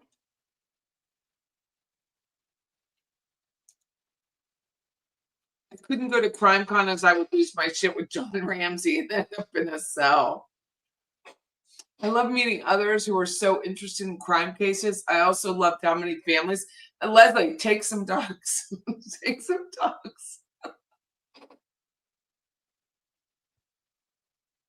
Duck goose. So funny. Leslie, you gotta take some dogs. I took blow bubbles to a football game once and I thought this old man was gonna have a heart attack. Just made me blow more of them. He was only about 100 seats away. Why would anyone care? God. I should take that. I should blow bubbles. I should blow bubbles. That would be hilarious. Patty, isn't Charlie's appeal almost up? He's a year and a half. It's supposed to be 91 pages, thinking Georgia waiting up. No, it's another year and a half. No. You don't know what's going either. Search 9-hour live, Patty. Okay, hold on. I don't even know why anyone. I mean, it's bad enough.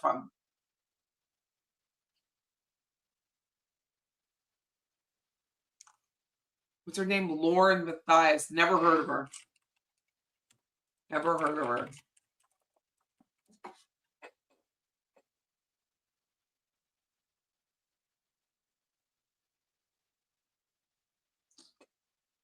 Mormon Stories podcast.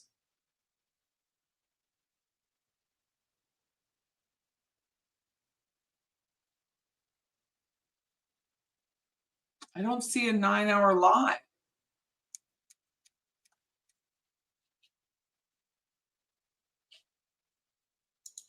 I'm going to do a 9-hour live. Hold on.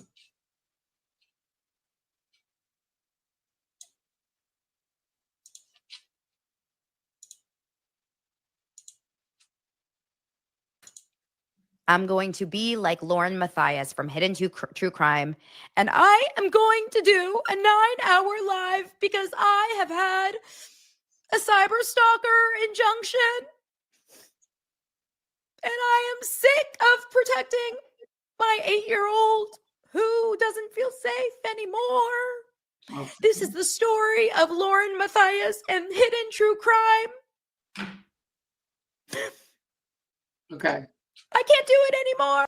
I'm sure Dana is very nice. I'm sure she's very nice. But her photo lineup behind her has to be fixed.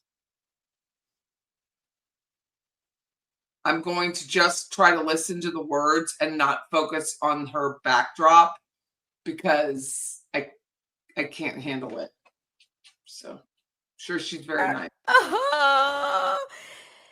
You guys, this story is wild. Now, 9 hours of a live that has been covered by many people, including Turtle Boy. Turtle Boy has been doing 7 parts. If you thought 9 hours was bad, Turtle Boy has made it about 15 hours. I'm going to attempt to bring it into like a 7-minute. Yeah, right. Like a 10-minute of I'm going to squeeze it into like a 10-minute. Okay. What is this drama around Hidden True Crime? Miranda says we need the brows when you retell it, but like, I can't be Turtle Boy. I'll just try to there you go.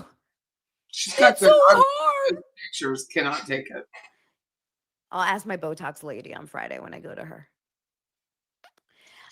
This is a wild story. This is the story of Lauren Matthias. So this is how it unfolded. Lauren Matthias is a woman who has a a YouTube show called Hidden True Crime.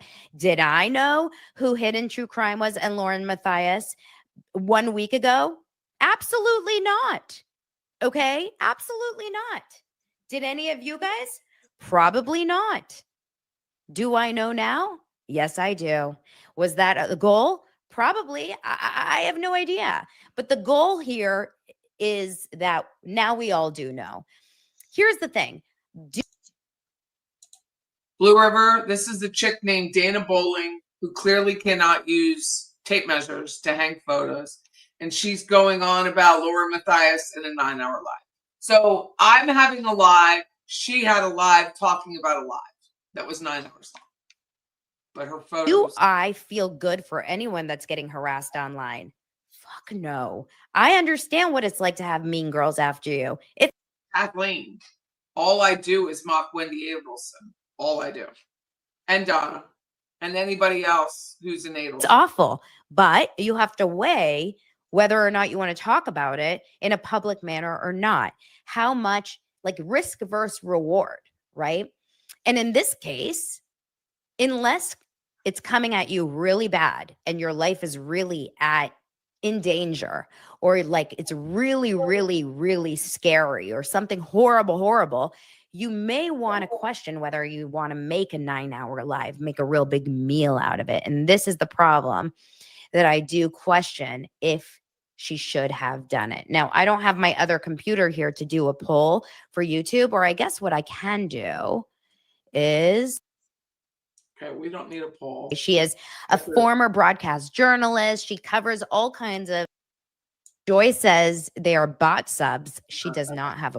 So hold on a second. Let me find it, because she's just doing what I do, and I don't want somebody doing what I do. It's like, seems a little odd to me. Okay.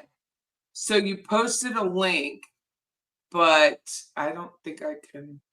Hold on. I can't click on that link through. Oh my God.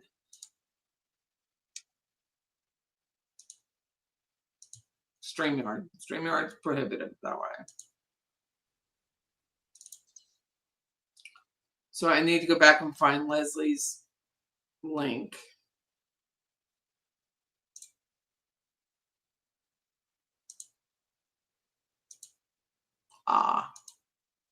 Found it.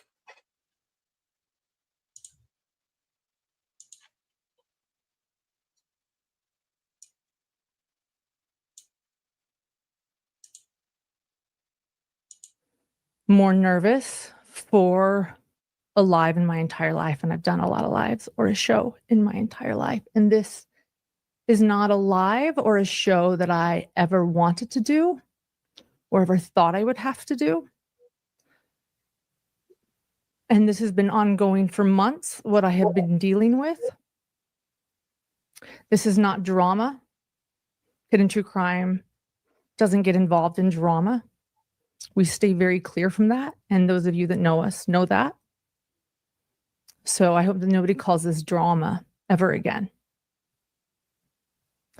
In fact, it's so real life what has been going on with my family and with me for months that I decided to go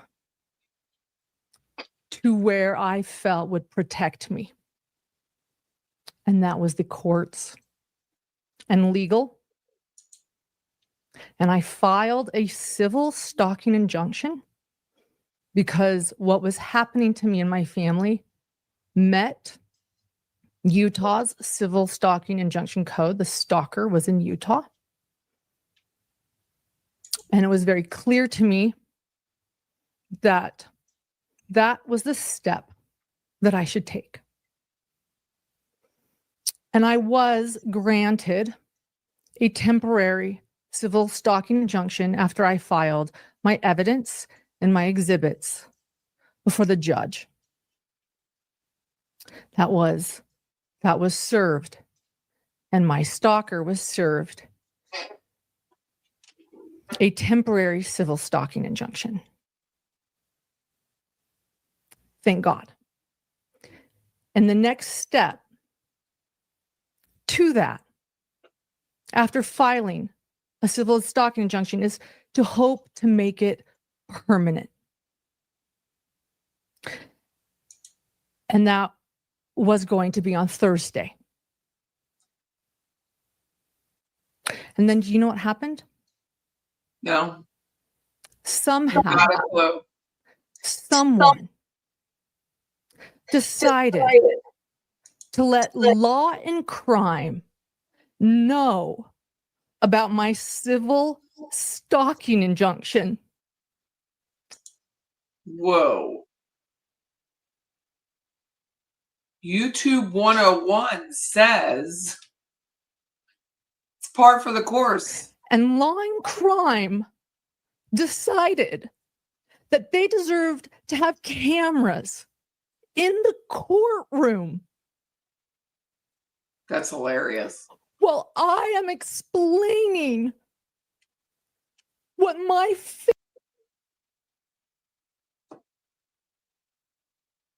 You are now the news. But how is this a shock? family has been going through for months.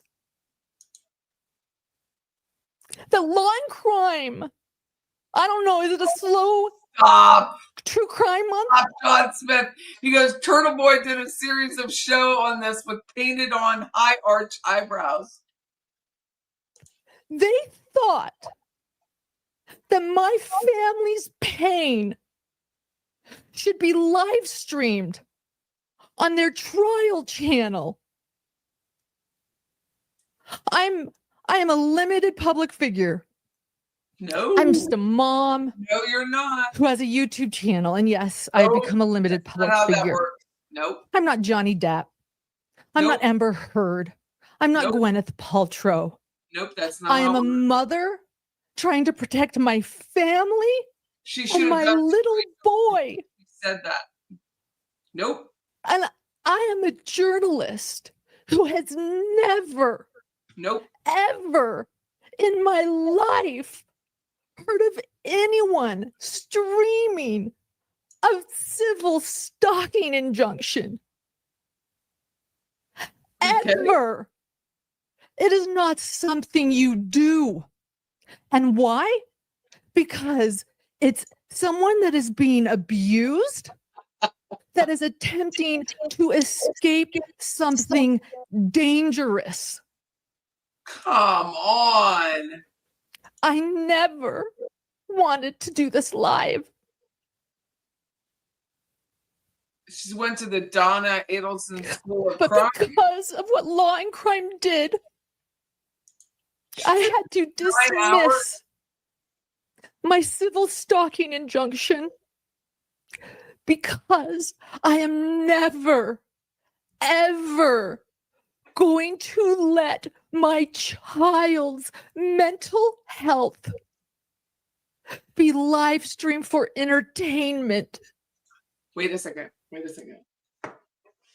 Wait a second. She went to the trouble to put her false eyelashes on for this. She's got the veneers poking out. And she's on false eyelashes. This isn't a rage fest. This is planned. And I find it disgusting that anyone would want to do that to me or my family, a civil stalking. Say what? She what? Kathy Monkman did a video on this and refers to Patty, our Patty, which is so nice, as her stalker. And how she came after her and her stepkid. Patty never mentioned the stepkid. You'll never find a video of it. Because I never did. Because I don't do other people's children. And there that woman is psychotic. Kathleen Monkman is a psycho. Sue me, because then we have discovery. An absolute psychotic lunatic. Let me go on. Injunction. My 8-year-old's mental health is not your entertainment. And yet here you are.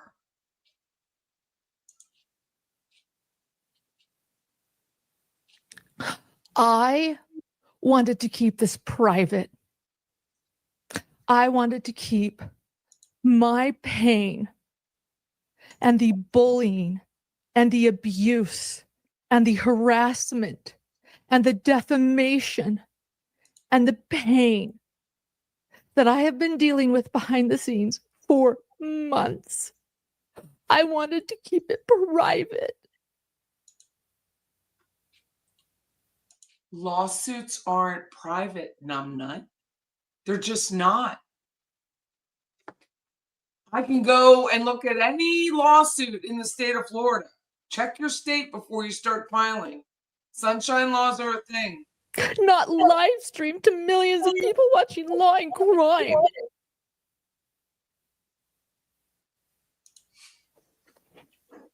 And so, if Law and Crime thinks that my family's pain, Forensic. She said she's been juvedermed. Oh.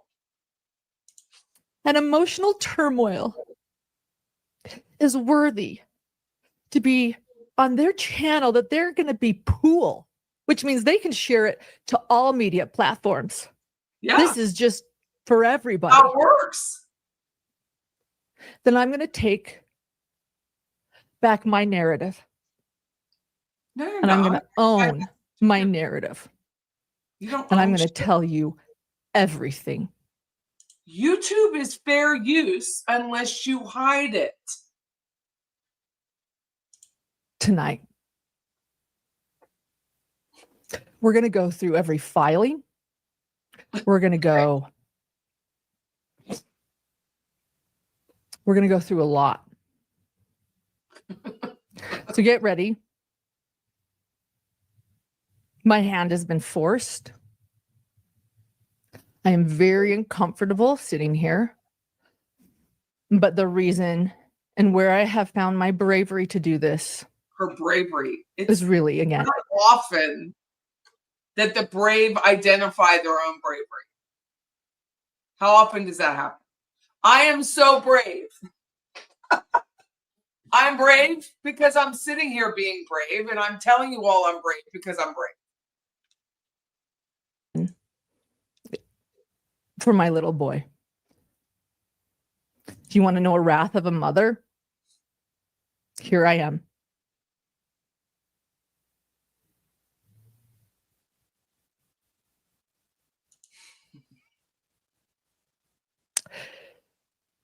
Okay. And so we're going to begin. I need to collect my thoughts. I know what's next, but really quickly, I have my producer Grayson here with me, helping me. Let me just ask you, it's going to be a long live, so Wait a minute. sit in. I'm new to this. I know nothing about this woman. She has her own producer. I have one for a radio show, so I'm not judging that. But you have your own producer for YouTube, and you're surprised you became the story.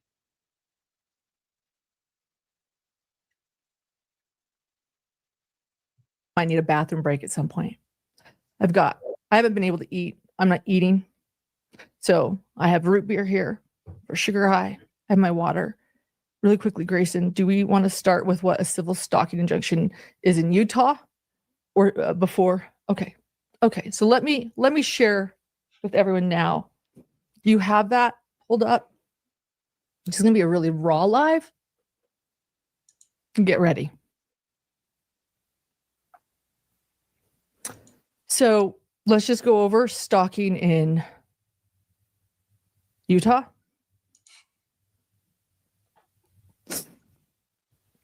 A judge can grant an order that tells one person, a respondent, to stop stalking another person or petitioner if the respondent did the following toward the petitioner.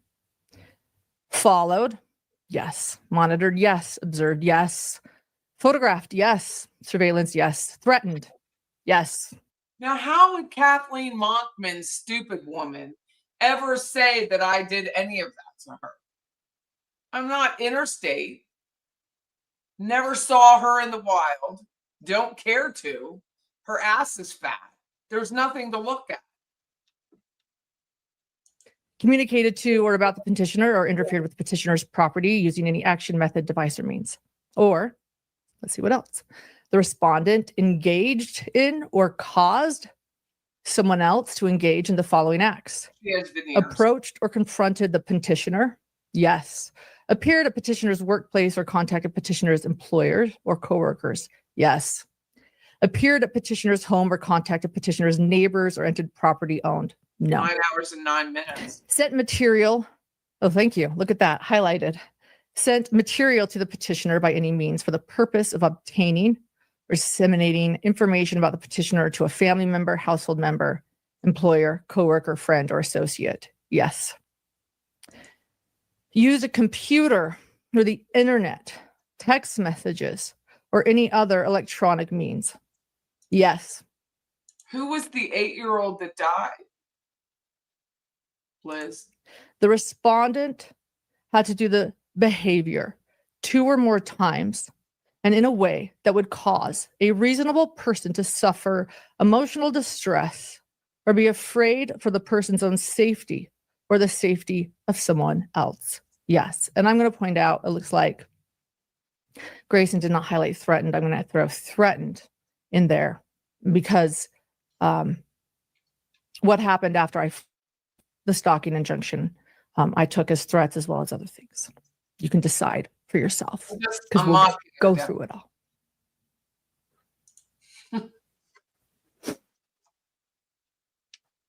Okay. Let's start with this. It's going to be She does a very lot of vulnerable video of myself what this isn't a copyright. behind the scenes. How could this possibly be a copyright? I never thought or knew if I would make this video public. I only revisited it again today. But this was a month-ish ago. And I was dealing with ideation, self-harm. It's the first time in my life. Oh.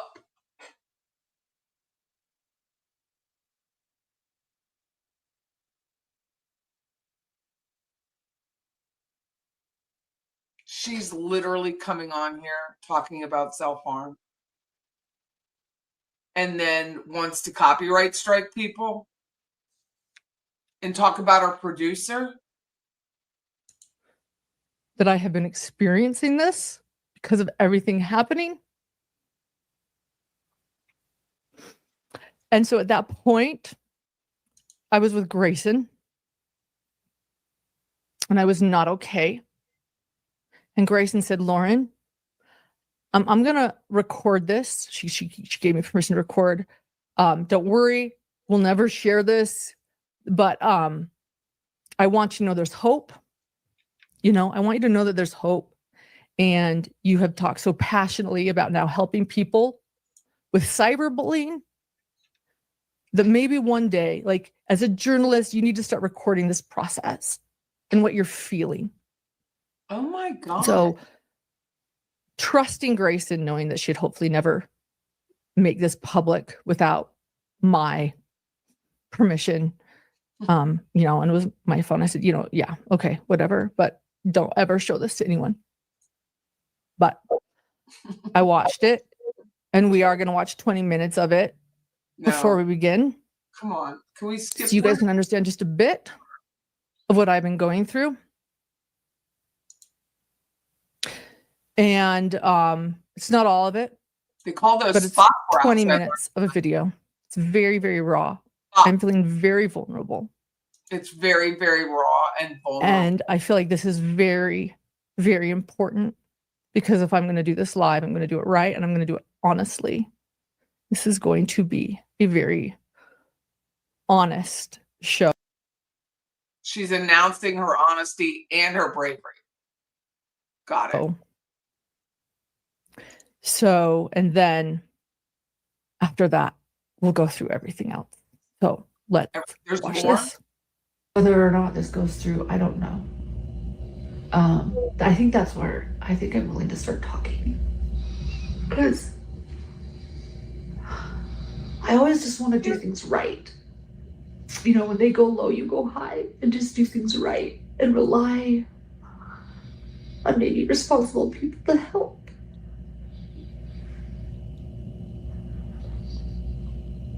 But I don't know if that's going to happen in this situation, and that's okay.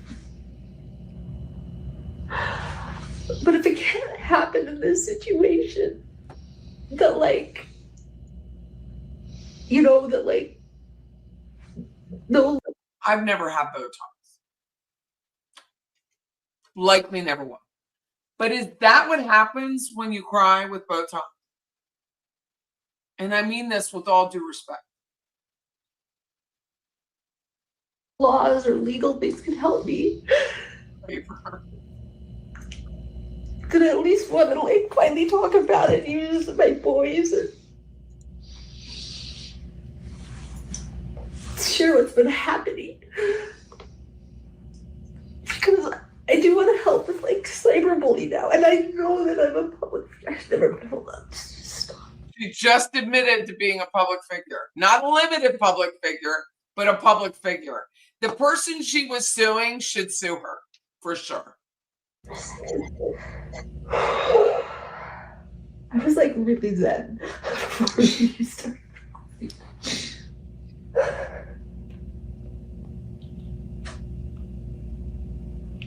Hold on. Let's just sell farm. I thought we were going to speak. Sorry for that.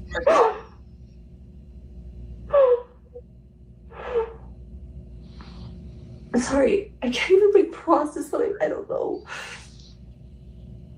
I'm sorry. Hi, Sandy. She's like, And I want John. And I'm worried about John.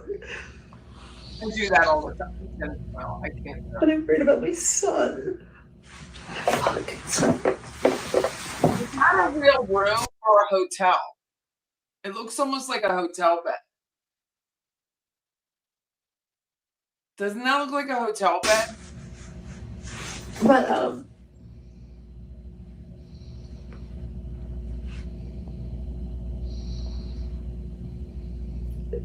just think, sorry.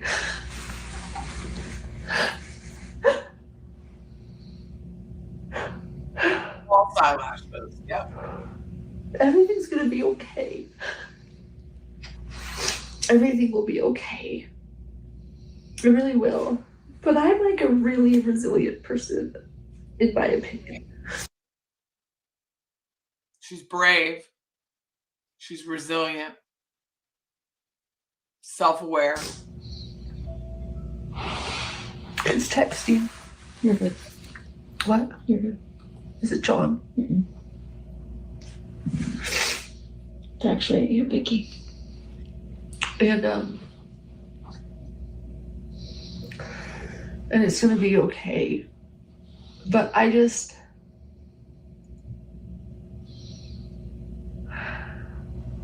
I don't know what to say. Other creators Now she's calling people I care about to tell them lies about me. Slut shaming me. One woman is going around saying I lived with her brother, which, by the way, if I had lived with some random dude in East Idaho, who the hell cares? So you this did is a guy I went on a single date with, never kissed, but now I've lived with him. What else?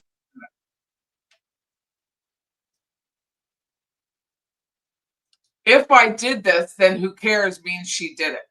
So she did it. Finding out, like I said, fellow podcasters are calling people that I know to warn them about me and tell them that I had an affair on John with an investigator in the Daybell case that John knows really well and is friends with. That, I mean, It's been unending. Thanks, the things I've had. What would she copyright strike me on? That means that anybody who shares any other video can copyright strike. She's either a public figure or she's not. To continue to clarify every day. And then when I finally feel like I get a hold of it, so it's not just like the cyberbullying that's public, it's what's going on beneath the surface. That's so cruel. And none of these people have been willing to reach out to me, like fucking reach out to me.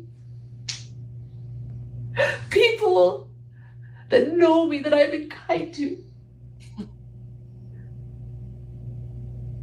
are going behind my back telling people lies about no evidence. Never mind that they're supposed to be journalists. You have Lori Hellis, someone I've been good to that I've never brought up before. I was always good to her, claiming that I gave out 10,000 copies of her book and she's telling everyone, to the point where we had to get an attorney. But I've never sent out free copies of her book to anyone, ever. Telling the person that originally sent it to me that I did that to them.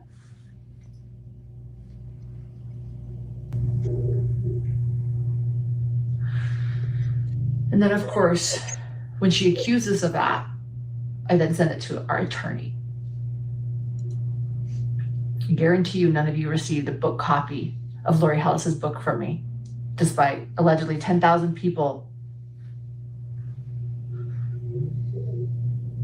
The idea that we were purposely changing our time, by the way, too. No, we had to get a babysitter. I don't know why. Wait, she's down here watching herself do this, talking about self-harm and bravery. Doesn't matter. Doesn't matter.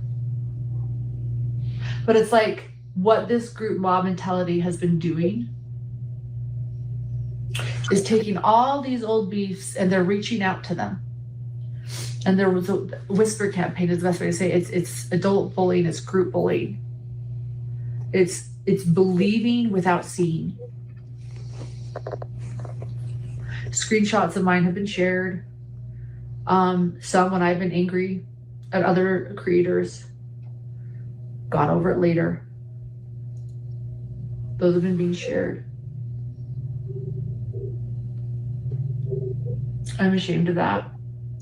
Maybe you can edit that later, but I'll just share everything right now. But I've owned it. I've owned that. You said sorry to the people that needed it. I said sorry to them. You said sorry. But those people have continued on. Nobody again reaching out to me. And I have to be honest. Entire rooms shunning me where I belong, where I've helped, where I've. Entire rooms shunning you where you belong.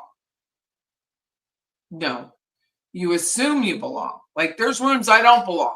Like with that like the newspaper people. I didn't belong there. I understand why I was invited, but I didn't belong there. So, and I'm self-aware enough to know. But that wasn't brave of given my entire heart to and soul. Be shunned because of lies and of a whisper campaign and of adults who can't come to me and ask me what's true and what isn't, but rather go and start a cyberbullying campaign and join it and follow it as the lies continue, as they talk about my dead brother and my husband. And you know what it is? It's being dubbed dark. Like, that's what John and I have been talking about a lot, too. Like, I feel like I've been like Charles Vallow running around, like, trying to get people to understand what's going on and trying to figure out what's happening, and no one will talk to me. And then all of a sudden they get labeled dark. Yeah. And then I'm like, it's not me. Why is that person still sitting in here? She goes, yeah. That's what she said. Yeah. No. Poor thing. Good. This isn't me.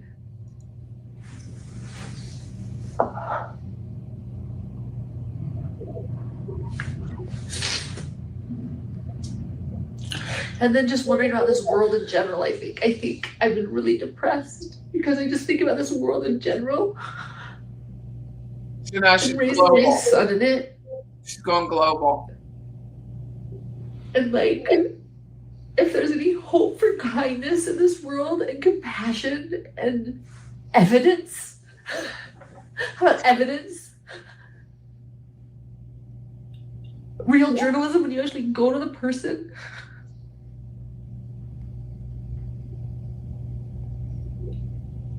Not, realizing people are complex.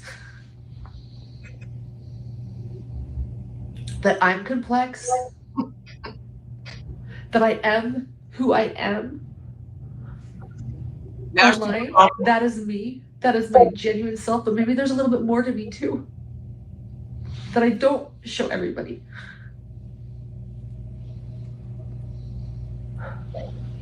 And just because I don't see it doesn't mean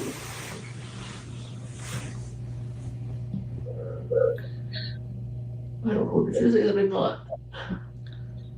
And if people are wondering, she never peed. If I've stopped talking to more people online, my friends, my hidden gems, yeah, I have. Her hidden gems. Because I've always wanted to just look like Kate and be close to hidden gems. But as I've done this past year, I've learned that there's a lot of them that just want to destroy me if they don't get out of me what they want. Yeah, next part is a joke. Don't show this to anyone. She's like, you could just edit that out. But for now, just record everything. Just record it all. Act the way they want me to act. Or say what they want me to say.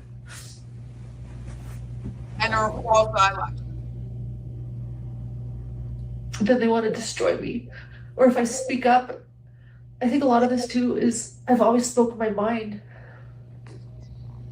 I don't know. I'm getting in the weeds. So she spoke her mind. She's brave. She's a public figure because she's not a limited public figure, but she is a public figure. And she was slut shamed. I think that sums it. I don't know. I think you can. That yeah, I speak the truth. And when I see it, I say it. And when I think someone's a bully, I say they're a bully. But I guess that means the bully comes with fighting to have her brother's sperm extracted.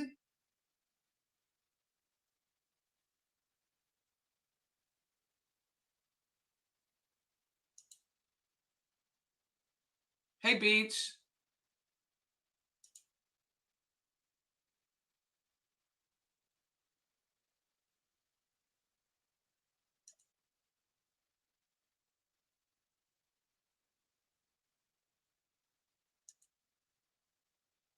bullies you when they learn that you think they're a bully.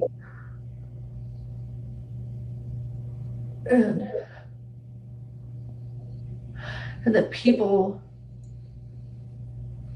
I just learned that people like public shaming. I don't know. I just worry about this world, that it's cruel. Now she's going global again. It's the world. I am human. I am human. And I put myself out there. Wait a minute, Flavie. Why would he step in when all this is drama and it's not I'm sure you all have seen a true mental health breakdown. This is not it. This isn't it. I'm not a shrink or a psychologist or something, but this isn't it.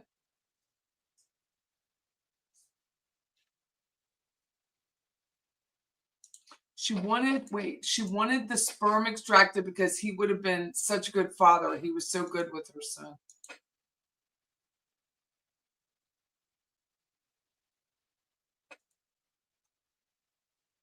Well, I'm going to end this soon, Debbie, so I'm not going to. Her channel should be taken out. Someone tell Patty about the sperm. And for those reasons, I deserve more scrutiny and criticism.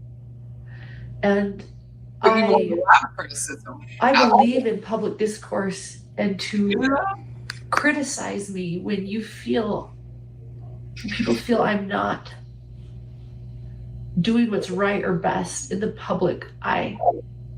I deserve that. That's not what this is. Yeah. And the fact that rather than Yeah, my husband has dementia, and my husband would leave me if I did this. He would leave me because this is absurdity. focus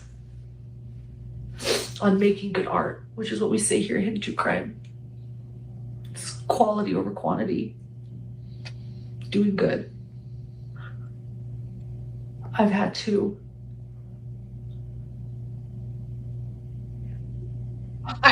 worry about my reputation, but also other people. I worry about you, Grayson. I worry about my husband. I worry about my little boy who's been really affected by this. It's like consumed How is she just sitting? our lives. Because it doesn't stop and nobody can see it. And that's what frustrates me too. People are like, don't give it air. I know, I say that every day. We move forward every day, pushing through and performing because it doesn't. We know that. And I've never reacted to it until this moment publicly. Well, I don't think this will be public, but like just who knows? One day it might be. Like I just want to like record this for like journal. Yeah, or if it's ever needed for a documentary or to show my little boy before he dies. Bully that I can get to, he can't do. You have to. But like, if like I had a duck for Lauren, John. This is not. It's so hard to explain to people. Like, this is nobody can see it. Not even my friends. Like, my dearest friends, I'll talk to them about it, and they're like, "Just don't get online." I mean, it's what we all want to say. That's not it. Is she in a hotel room? I'm very concerned about the decor. So, very concerned. This looks like a hotel room somewhere. Why is she in a hotel room? And why is this woman in there with There her? is a consistent and constant whisper campaign going on, and they're pulling new people in. And they're trying to destroy me. Oh, you think it's at the Gaylord? Yeah.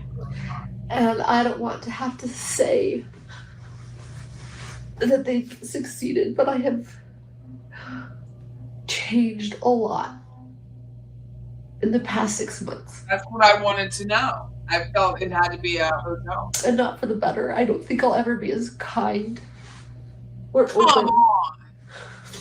This bitch is comparing herself to Blake Lively and Justin Baldoni. Come on. I've never even heard of her. To people that I meet at trials or people I hire. I think I'm going to be less social. Just a root beer. I think I'm going to probably be more of a homebody. Headline crime. I don't know if I'll What's headline crime? Headline crime. It's a level beyond what many can see. I'm so sorry you're going through. Who is headline?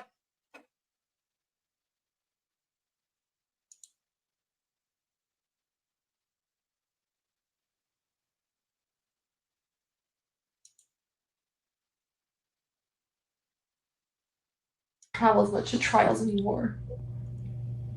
I'll still make good work and I'll get past this. But She should compare herself to Squeaky Fromm. She kind of looks like her. Isn't Squeaky dead? Did Squeaky die? That's funny.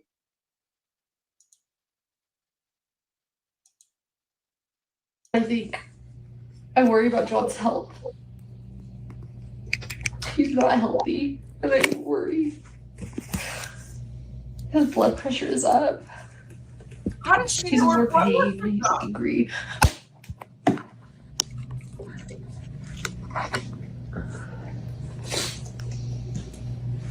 Calling 5 UNLV. So it's just I think in some ways, maybe I can share like an observation. I've seen you Headline crime. almost, like, not question yourself, but like they filled your head with so many lies about yourself to the point where you've been like, did I do this? Could I do this? And you know, Is things Susan like messages. where they've like told you that you talk badly about these victims and things like that. And like, I'll be the first person to say it. Like, this may never go out, but like, I went through 6 years of your private messages. It took me 40 to 50 hours. I think I know you better than anybody in the world does. Guys, aside from John. Imagine 6 years of Facebook Messenger messages, Text messages, everything. and finding out that people are saying horrible things about me because I said horrible things in private messages that are leaking. And I'm like, welcome to media. And like, I want to be the first to be honest. Like 6 years of messages. I hope all of you would be afraid. I hope you'd be afraid too. And so 6 years of messages talking every day. A lot of it's sort of like bar talk, right? Like even drinking, like having like a glass of wine and sitting and talking to friends. And then I thought she was Mormon. These friends get angry at you. They turn on Or you. LDS, my apologies. And they clip them in weird ways. And so I was like, Grayson? Like, I couldn't get a hold of it. I was so confused. I finally was like, Grayson? Because I kept hearing things I said and I couldn't find them. Or then I figured out and I was like, that's so taken out of context. Like, come on. And so I said, Grayson, you have a new job. That was not in your job description. You are to go through 6 years of my messenger messages and texts, everything I have ever sent since, not 6 years, was it 5.5, 5 years? Started in what, 2019 or 2020? 2020. He said, you're about to know me better than my husband, John, because John wouldn't want to do this. And these are like probably like journals that you'd want to burn. You know what I mean? And you're like, I said that one night, but I only felt like that for an hour, but it's now there forever. Right. So, and so you did it. You did it. She knew the assignment. how many days and how many hours? Took a lot of days. There were a lot of nights I was up until 3, 4 o'clock in the morning going through, figuring out, okay, this one, we could talk about one. I think it's really funny. Everyone has this rumor that you call somebody a swinger, and you were like, where did this come from? I don't remember ever doing that. And I was like, this person's not a swinger. I never thought this person was a swinger. What is this? And everyone's like, she called her a swinger. I'm like, she defamed me. She told everyone it was a swinger. I'm like, so when you're paid by YouTube, they take tax money out. who the hell did I call a swinger? So I didn't call anyone a swinger. I went through. You found it on accident. I found it. I found it, and I called you giggling, and I said, Lauren, I found it. You did call somebody a swinger. It was because they were on a swing in their profile picture, and you made a joke, but they got clipped. That got clipped. So, like, and there's been a lot of those It messages. was somebody on a profile picture of a swing, as this person will tell you we've never been friends, and someone said, look at this picture of her swinging, and I said, why do I think she dabbled in swinging?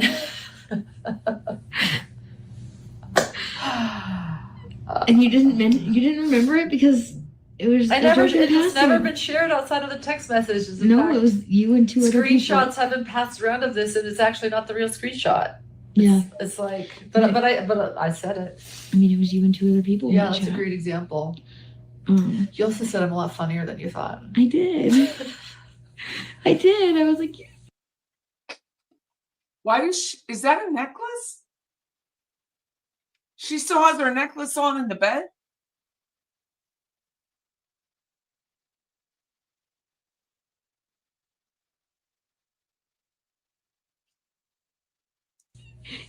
I will say, I think we've gotten closer through this. What did you say? You said there are a lot of dynamics going on here. I joked. I said, I think I know the dynamics of true crime better than anybody at this point. I can walk in a room and see somebody I've never met and be like, this person connects to this person, connects to that person because that person hates that person and that person's brother did this to that one. what you're talking about. I No, really but don't. you know, but that shows you the context, right? You might have called somebody an asshole one day and that got clipped and sent to them, but really, if the full messages came out, you called that person an asshole because a victim was on the defense for something and you were protecting them, right? Yeah, I was actually always protecting victims. Well, that's what's. I think that's been like, you know, and Oh, I think the other thing too is like I am a lot more colorful behind the scenes. a little good F word. Colorful too. John and I, we like to keep our podcasts clean. She's 45 years old. That's who we are. Like She's 45 years old. She lives in Henderson. Stand by.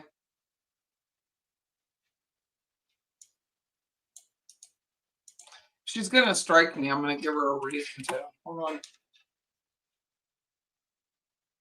She's a 2,000 square foot house, 4-bedroom, 3-bath.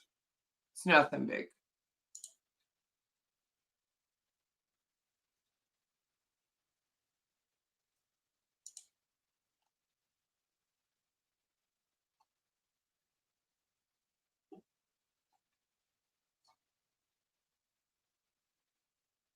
It's got a lot of shit in it.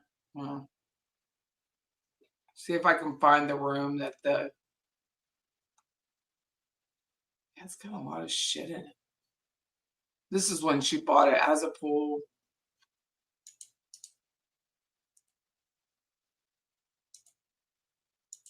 Here's the house.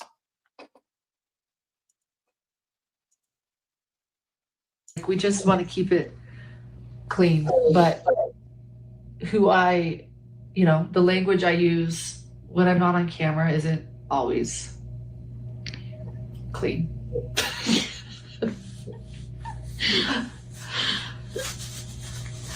I don't know. I mean, if that makes any fucking sense, but.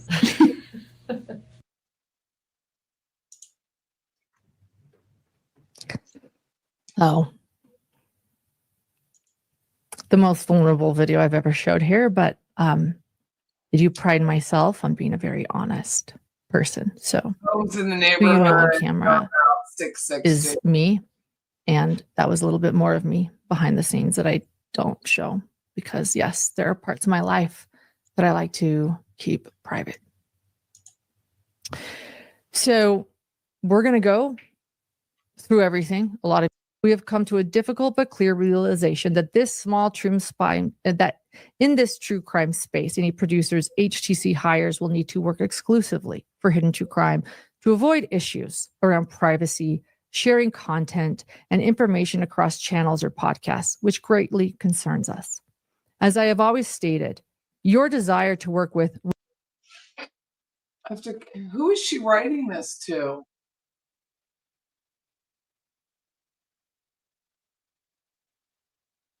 Wait a second. After reflecting upon the changing dynamics as you work for other true crime, John and I realized it'd be too difficult to navigate conflicts of interest and that we need any current or future employees we hire to work exclusively for hidden true crime. We had high hopes this could work as we love having you on board and you've had such a positive impact. So you fired him. Okay, so she fired this person. Redacted is in business and not anonymously running smear. I was going to text you directly, but it looked like it, so I'm guessing you blocked me. If that's the case, it's fine. Just be real about it. I make you a victim. It makes you a coward. But she was brave 5 minutes ago. On top of that, you're really out here playing the victim while casually coaching someone on how to trash somebody with an O-N in their last name. Bold move. Campaigns in the comment section. She meant on Reddit. Also, a fun twist. I now know that Reddit comment actually came from one of your own mods, and yet you still claimed it as your own when bragging to your old friends. So either you're lying to them or you're lying now. Take your pick. Do you prefer hypocrite or liar? Sincerely, Stalker. I have no idea what the hell she's talking about, but she has added some screenshots to this email. Can we look at those screenshots? Do we have the screenshots? Why do you need a We're producer? trying to pull them. We'll see if we can pull them. In it are alleged screenshots. I'll just explain it while Grayson's looking. In them are, Oh, Grayson's the producer. and I had shared this with my stalker as well. Why is she? Wait, that's a problem. Like, if you're not going to sue the person as a stalker and you're going to keep calling her a stalker, you get in trouble. I think it's odd that Lauren has no contact with Kay anymore. That's all I can say about that. Ask any of the true crime channels on YouTube that she has had an interaction with, or news affiliates and their journalists that are the face of their networks and what their involvement with her has been. By the way, that's how far I think this whisper campaign has gone. Again, I didn't reach out to Law and Crime. I have no idea what they think I did or who did that. Wait a second. From the time that she was laying in that bed to now, how many years has it been? Because she looks a lot older here. No, I've been blacklisted by some news agencies. I still don't know what I've done. But let's continue. Ask that she has interaction with any news affiliates and their journalists and that are the face of these networks, and their involvement with her has been. I'm not going to name names, but just look up the Lori Vallow Daybell headlines and the journalist who was in charge. The journalists that were the ones who exposed Lori Vallow Daybell from the jump. Ask anyone who is anyone in the true crime community about Lauren. Lauren will deny all of this. She will make up outlandish lies and excuses and make everyone else out to be the liars. I'm actually just here sharing evidence. I think you're intelligent enough to know that when everyone else is singing the same song, it's I can't listen to her read all this. You shouldn't be waving at her. You shouldn't be coming, talking to her. You should be staying far away from her. So the cops have. Oh, this is the whole. You shouldn't be waving at her. You shouldn't be coming, talking to her. You should be staying far away from her. so the cops have nothing to do with what I'm just saying, don't. I was asking about a seat. I was asking about a seat. I walked away. You said Lindsay. You said Lindsay. Lindsay. Is anyone sitting here? Don't talk to her. Lindsay's in her 30s. She can talk to her. Lindsay's in her 30s. Lindsay, I'm not talking to you. Lindsay doesn't want to talk to her. The cease and desist is nothing to do with Christina, and the police calling Christina. I didn't request that. I can't hear Someone, Just stay away. someone that Stay away. Just stop acting like nothing happened, that you haven't done anything. Leave I her alone. haven't done anything, and I will stand by that forever. Yeah, it has nothing to do with you guys. It has nothing to do with We are her this. friends, and we will back her up till the A day cease she and dies. desist is a legal business. It has nothing to do with you guys. Things that you did. You in that. What did I do? things- You accused her of things you did. What did I You do? said her cease and desist, and then What you did I approached do? her. You approached her after you. A sent cease her and a desist? Why would you want to approach her after you sent her a cease and desist? I asked if I could I know. I sit. told her there I was wasn't. at a press conference. Well, then she kept You're at a press asking. conference. I know. You're at a press What does that have to do with anything? When there's not a lot of seats, you say. There were lots of empty seats she could have sat at, but she chose to ask about sitting. She chose to specifically approach somebody by name that she sent a cease and desist to. It's just like Great. Guess what? You know what? I work with Lindsay, and she tried to get me sued. So guess what? I don't give a fuck. Read this. Apparently, Anjanette Levy spoke wrong or sorry, was in the bar when this happened, and the quote stalker unquote was in the hotel bar before her, and the drama occurred in HTC. Had cops take her out. Hidden true crime. Who knows? I don't know you. well, you know me. You don't know No, me. I have your phone number because I wanted to get eyelash extensions, but we've never hung out. No, My point has been made. The eyelashes. I don't know you. So could you please get away from our table because you're making me uncomfortable. I don't know you. I don't know why you guys approached us. We asked about a seat at a press conference. I don't approach you guys when we're all hanging out together. We don't all hang out together. You guys. Lemon drops. That's a drink. And hidden cell phone camera. Never a good comma. I know. So you're approaching me while I'm trying to have dinner. I approached you at a press conference about a seat. Could you please? She's bothering us. Could you tell her to leave us alone? I don't know her. I've never communicated with her. Sorry, Uchi, I don't know why that's not up yet. Thank you. At least they got the back out. So we'll probably play that video later because I want to point out a few more things about it. And, you know, watching it for the first time might be confusing. It seems, as you hear, I keep repeating, what did I do? I didn't do anything. And they keep saying that I sent their friend a cease and desist. And I say, it had nothing to do with you. I don't know what this is about. We're in a professional setting. They came up. You see, actually, Janice filming in the background at one point. I don't understand. You guys don't understand? I don't understand. I want these people to leave me alone. Her upper lip doesn't move.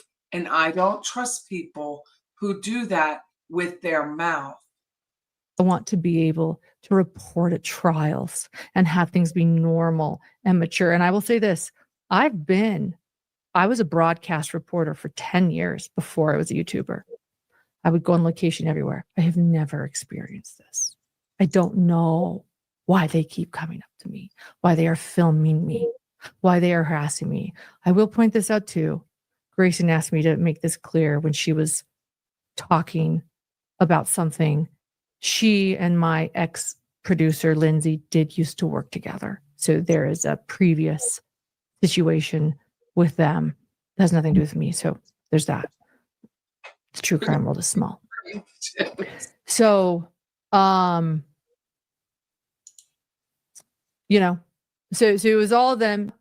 Said her name again. Again, I just want to. Where's her child? Like, where is her family while she's doing this?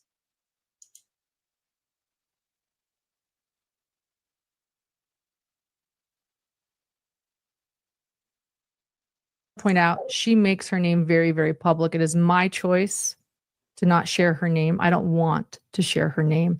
If I do, I'm sorry. Please don't do anything to her, please. I would like to refer to her as my star. What would people actually do to her? Please don't do anything to her. Please don't. Do not do anything. At this time, if I make a mistake, please ignore it. But she does make her name very clear and well known publicly.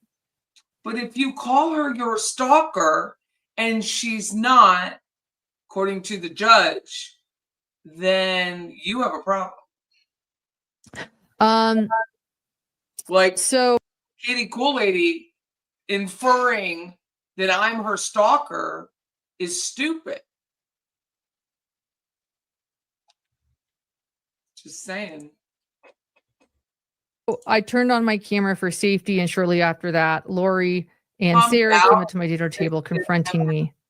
Janice continued to film the confrontation from outside the restaurant. The waiter came over as Lori walked away while Sarah continued her confrontation. And again, yeah, the cease and desist has nothing to do with them at all. In a public space is in Florida. I'm only going to speak from experience. You can film anybody, but where there is perceived privacy, like in someone's home or on a phone call. That's why this was this whole thing with Donna and the tapping, the phone tap. And the listening in. It wasn't a tap, but the phone was open because of the jail. Then that's illegal. It is a two-person permission. Both people have to know and disclose. So let's say somebody calls me and they say you're on a recorded line. Like if I call Comcast, you're on a recorded line. I will tell Comcast you're on a recorded line. And they're like, well, you can't record me. And I'm like, well, you can't record me. Well, then we can't have a conversation. Okay, then we can't have a conversation. But if you're recording me, sure as shit, I'm on speaker recording you. Interestingly enough, in Lindsay's declaration to this response, she said that she believed the cease and desist was given to her because I was friends with the stalkers. It's very confusing that because Lindsay was friends with the stalker, it's very confusing to me. The cease and desist has nothing to do with any of them. You know, I've received cease and desist from Hidden True Crime. By the way, I want you to know that. Like, I get them and I go, okay, check. I received one few months ago from a family of a case I've been talking about. They asked me to stop talking about something in particular. I was like, okay, I've stopped. Anyway, this is a really big deal. I kept saying, what did I do? What did I do? And they're like, you sent our friend a cease and desist. I still don't know what I've done. I just know that I can't go to trials in peace and that I'm getting threats. Even say that out loud. I can't go to trials in peace. Why are you entitled to have peace at someone's trial? Like, this isn't a yoga summit. Like, why? About my livelihood, and that allegedly journalists and the true crime community hate me, and they know what I've done. I don't know what I've done.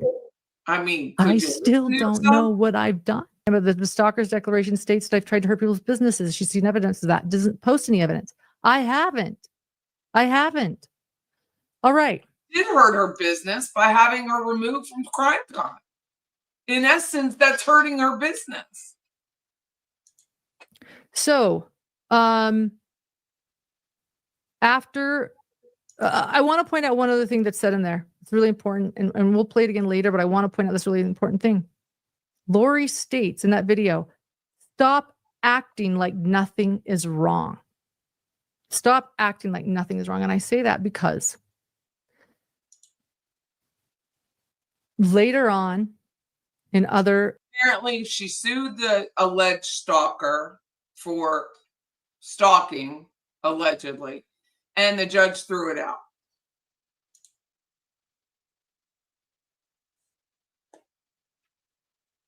Places, including the declarations, they claim that I'm harassing them. Yet I'm sitting there saying, don't give them air, gray rock them. Don't talk about this. You've never seen me do a live. You guys had no idea this was even happening, did you? And they're even saying, stop acting like nothing's wrong. I haven't done anything. I think that's really telling. I haven't done anything. They're like almost angry that I haven't reacted at all, that I'm living my life. They're fake because it stops right here. That's not normal. It's fake. And this is ridiculous. Somebody needs to bitch slap me if this ever happens to me. I mean, is this what happens when you get a little bit of fame? You blow your face up? But I won't do anything. So, do we want to show how the stalker...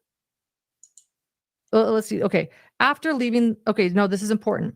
So, the waiter comes over and Lori walks away while Sarah continues her confrontation. After they leave the restaurant, where it turns out we were all eating, unbeknownst to us, we never went inside the restaurant. We never saw that they were there. After leaving the restaurant, they walked to the restaurant across the street and sat there. What it seemed like was them waiting for us to leave the restaurant we were eating at. And I was very uncomfortable because of all the consistent confrontations from this group. I was worried why they were sitting across the street. Were they waiting for me to get up? Were they going to film us again? I was very concerned about Grayson. She was very upset. Grayson is young. I'm very maternal with Grayson. We called John. We told him what happened. He goes, very maternal with Grayson, but you were doing self-harm in front of Grayson? That doesn't make sense. You know what? Why don't you just call police to escort you to your vehicle? And that's what I did. As they were leaving the restaurant, they walked across the street, and both myself, we were in fear for our safety, and eventually we called the police to help escort us to our vehicle. That is why I called the police. And then I have, it says, exhibit waiting. Oh my God. What? Oh. Turtle Boy does like 7 parts. He does like a 7-part series. Ms. Trial says, I'm not trying to be funny, but Lauren, you need to try more profanity. Bullies choke on their own. I assume you meant receipts, not recipes. I know, right? It's so funny. Well, you guys heard me at the beginning. It was a civil, in the beginning, Liz. She said it was a civil lawsuit for a stalker injunction in Utah. Now, the woman lives in Nevada.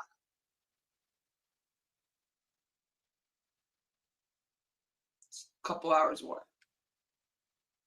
I doubt the alleged stalker was driving to Nevada to follow this chick around in her gated community. Yeah. So I think actually, honestly, okay, I'll stop there. Just don't explain what happened. Here's Tracy. Here am I. I had to sit in here because this is where it is. And now, after they had dinner, they're sitting across. He felt threatened. I told him he felt threatened. They're right there. We blurred them. And now, here they all are. Not even near. Sitting across. She had to go to like 0.5 on the times 5 on the Zoom. They're not even near her. At a different restaurant, getting groceries. It's Lindsay, it's Lori, and they're looking.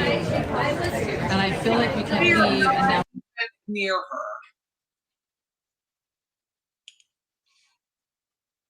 we felt right. And one thing they said, we've been very drama-free all afternoon. We worked the same trial. And one thing they said as they approached our table is stop acting like nothing's wrong. We're just trying to be professional while we cover trials together. That's our waiter. And we ask.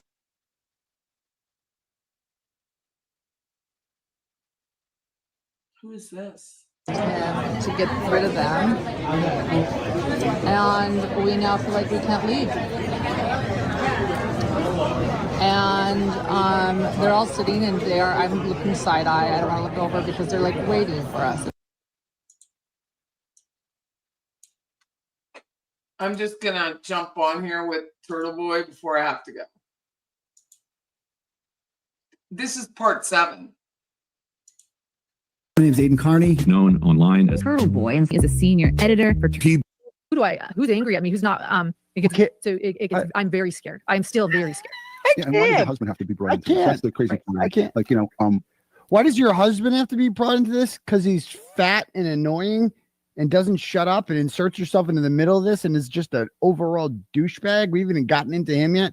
And he's also a business partner. He's helping propagate this lie. And he wrote an affidavit talking about how scared he is and how he's dying. And his morbid obesity obviously has nothing to do with the fact that he has any health concerns. It's actually this woman's TikTok that's causing him to die. Maybe that's why people are slightly criticizing him, because he's the most obnoxious person. If you think she's bad and you think Grayson's bad, wait till you see Dr. John. In my looking at this and what you've discussed in that 9 hours of live streaming, I'm sure that as a team, the decision to cut ties with any contractor at any given time, you guys talk. Who is this guy? Who is this one? Does anyone know who the guy is on the upper right? Anybody? Talk about it together.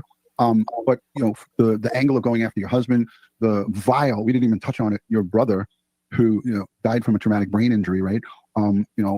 This community here, when you were going through that, the one she abandoned, Ron, that one, to go to the Lori Daybell trial, that one, the one that she left, the same one that she wanted to get the sperm out of when he died. That one, okay, gotcha. We were there with you and sending you love and support. To bring up the things that they brought up about your brother, we didn't even touch on that. That was vile. I don't want to get into it here, but for me, that made it so outrageous and so egregious. I just couldn't even believe that they had the audacity to go there. And that's what makes people subhuman. Like in my eyes, the people who support this, and I don't give a shit if I lose 1,000 subscribers over this. If you're engaging in that kind of behavior, you're subhuman. Okay, see this kind of shit, subhuman, bro. That's like genocidal talk. What are you talking about? When you start calling human beings subhuman and you tell the world that they're not human beings, you're telling them that they're animals. And animals are not on the same level as human beings. We are allowed to kill animals, right? It's not we eat animals and shit like that. This is literally genocidal talk. I'm not saying he's going to start a genocide, but once you start calling people subhuman, that's like genocidal fucking talk, right? That's how like every genocide starts, right? When the government, the fascist government, whatever, or the group of people demonize an entire other group of people and say that they're subhuman, and then people don't feel bad about getting rid of them. And like Rwanda, they called the Hutus called the Tutsis cockroaches. They're cockroaches, and you kill cockroaches, right? Oh, I mean, it's like I hate even bringing up, you know, genocidal talk and shit like that. But like when I hear him saying they're subhuman, so people who criticize Lauren True Crime are subhuman. Whoa. I mean, that's Her face is completely changed. Holy shit zone. Holy shit.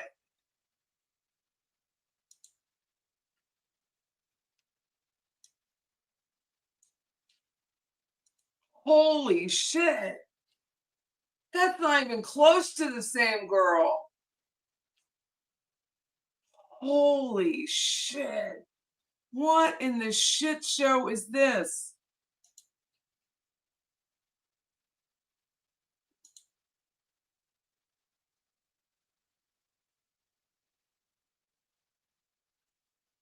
Oh my God. What do you do to yourself, lady? shitty for Duty Ron to say. And he thinks, oh, but he's got cancer. I can't. I know. I'm not. He can literally call people subhuman, which makes it okay to exterminate them. But I can't criticize Duty Ron because he has cancer, and I can't criticize her on his channel because that makes me subhuman. This is all very healthy discourse. Good job, Duty Ron. Lauren's brother, who she loved dearly, who died from an ATV accident and a traumatic brain injury over a period of time. How dare you? How dare you? How allegations or accusations of anything that had to do with your brother. That is not your family. Stay the fuck away from that. You know, so when people do stuff like that, it's just outrageous. Guilty of crime. Jay, thank you for being here. She says, hashtag Lauren, what's next for you? Will you refile? A valid question and a good Here one. we go. Here we go. What you gonna do? To be determined. I know that both of you have shared with me what you think I should do. Yeah, I might. But I might take a different approach this time. Maybe federal. I don't know. We'll see. What does that mean? Maybe federal? Maybe federal? Come You know what on. that means? You're asking for a simple order on somebody, a stay away order, essentially. The Nevada or Utah version of a harassment prevention order. That's what you're asking. These are simple things that you get in district courts. That's it. They're simple freaking orders. You don't, it's not a federal crime. You don't just like, oh, well, I didn't like the way things went with this judge in Utah. So I'm just going to walk into a federal courthouse in Salt Lake City or something like that. Or Las Vegas or Carson, wherever the hell the federal courthouse is around there. And we'll just try it with a different judge in a federal courthouse. What does that mean? What does that mean? I mean, this is insane. What does that mean? Hey, I'm going to refile. Oh, I dare you. I dare you to do it. Put it this way, Lauren. If you refile, if you do something, it's not going to be law and crime that's applying for the pool camera. It's going to be me. I'm going to be there. And I'm gonna get it all on video. Okay. Where I'm gonna stream it. So go, I dare you to refile. I dare you to do it. Please give it a shot. Awesome. Thank you for answering that. Another person asked a question, and I'm not sure if you want to go there, but they made a reference and the chat's moved quickly, so I lost it. They asked about if you know or if you have an idea of how Law and Crime Trial Channel got a hold of your story, and was Anjanette Levy involved in it? And they mentioned that in the Yeah, I have no clue. I know that people have brought up that one creator named Lori Ellis shared that she was with my stalker, and Anjanette Levy was there. I don't even know if Anjanette Levy was talking to her, so I don't want to pull her into this. I don't know. Maybe she was standing up. I don't know. All I know is that allegedly the three of them were together at Crime Con when my stalker was asked to leave the second night after the Clue Awards. Not the night that the photo was taken, but the next night. Got it. I think I saw Megan. Yeah, Anjanette Levy knows Christina. I've talked to Anjanette Levy before. She had no idea that this woman was just going around dragging her into it for some reason. So she was seen talking to this woman, and she's not allowed to do that, apparently. Okay, sure thing. Connor in the chat.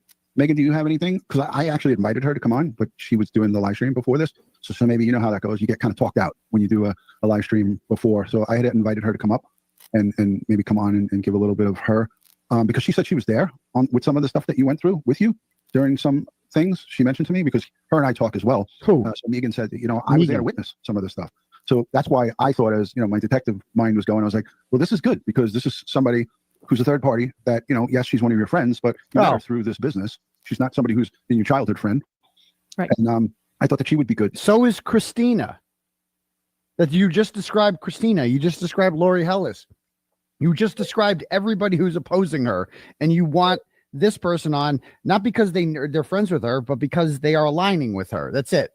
Oh my God. To give our listening audience a little bit of insight to what a lot of good insight. Sure. You have to go through it, but being that she can't come on, what was she there for? What did Megan see? I don't want to speak for her. Actually, I didn't know she's going live, and I don't know what she said on her live. I think she met my ex-contractor, producer, and so I assume she has thoughts from that. And then Megan was a support while I was starting to sort of realize that I was being sort of shunned, like something was going on. The Whisper campaign, she was around during that and really angry. And so she was noticing it and feeling the effects of it a little bit too. It was odd. There was sort of like this partisan, I don't know, it was weird. And so I think she saw that happening, and she saw the fear as it began, because it was when everything sort of started, it was at one of the Lori Vallow Daybell trials. And so she was present, and I think she felt and saw my fear. And I mentioned getting a threatening voicemail, and it started to snowball really fast. And it was starting to get really scary, just like as things were. She felt it, guys. She felt the fear. She was at the Lori Daybell trial. And she wasn't scared of Lori Daybell, the murderer. She was scared of the woman who was sitting there at the trial and making TikToks about her. That's who she's scared of. She's petrified of her. She could smell it. It was the smell of fear. That's a new one. She could smell it. She could smell it in the air. Ooh, I smell fear. Ooh, it's everywhere. I smell fear. Somebody go get Dr. John. He'll save me. Come here, Dr. John. Talk about your emotions for a little bit. She's looking Come on, John.